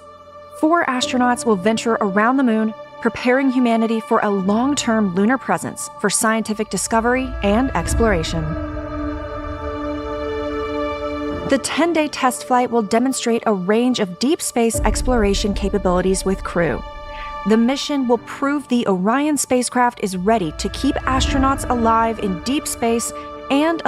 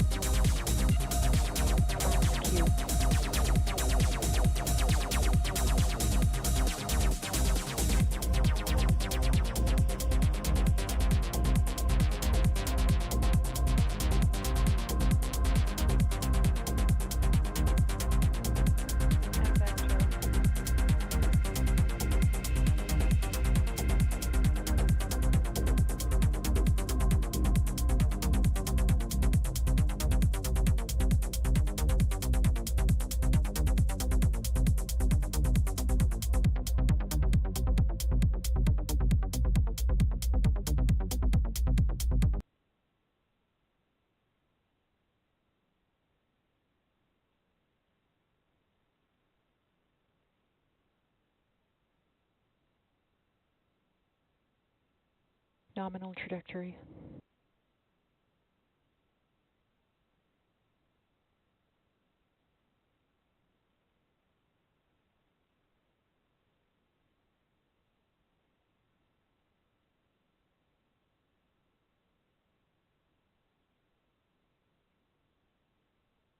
Main engine cut off. Stage separation confirmed.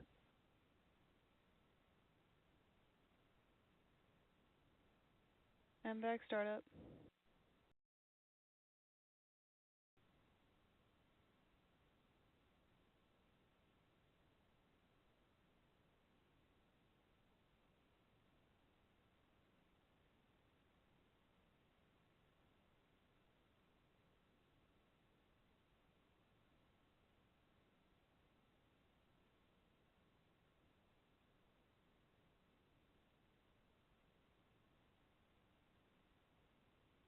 Fairing separation confirmed.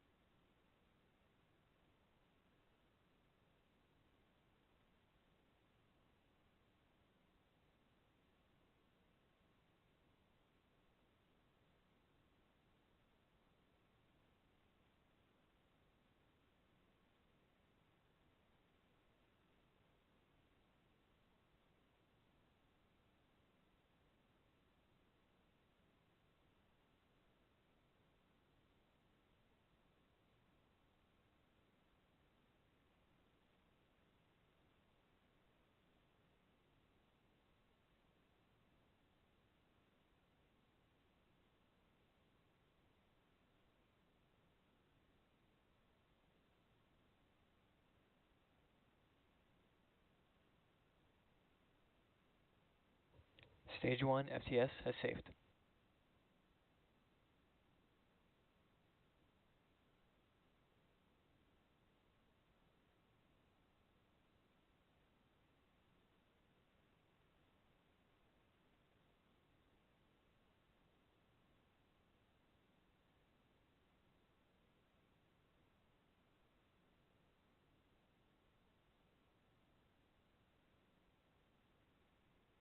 Both stages are on a nominal trajectory.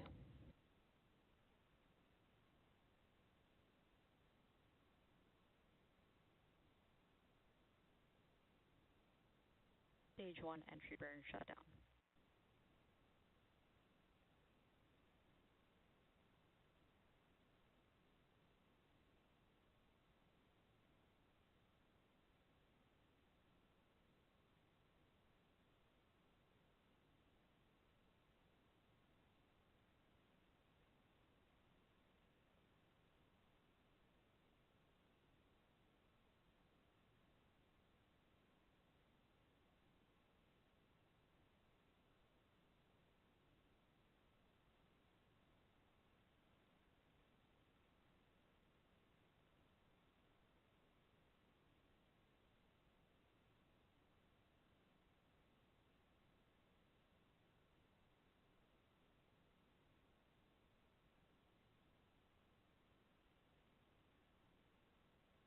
Stage 2 FTS has saved.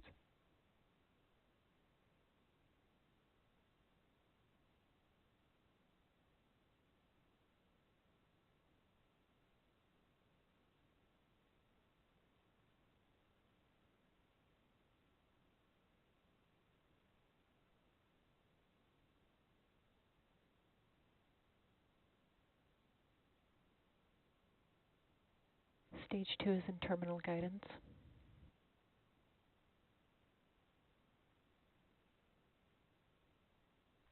Landing leg deploy.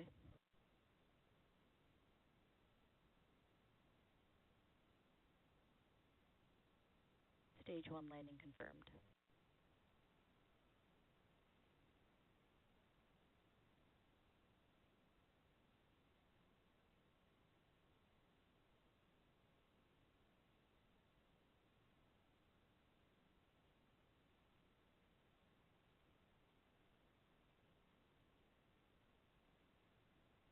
MVAC shutdown.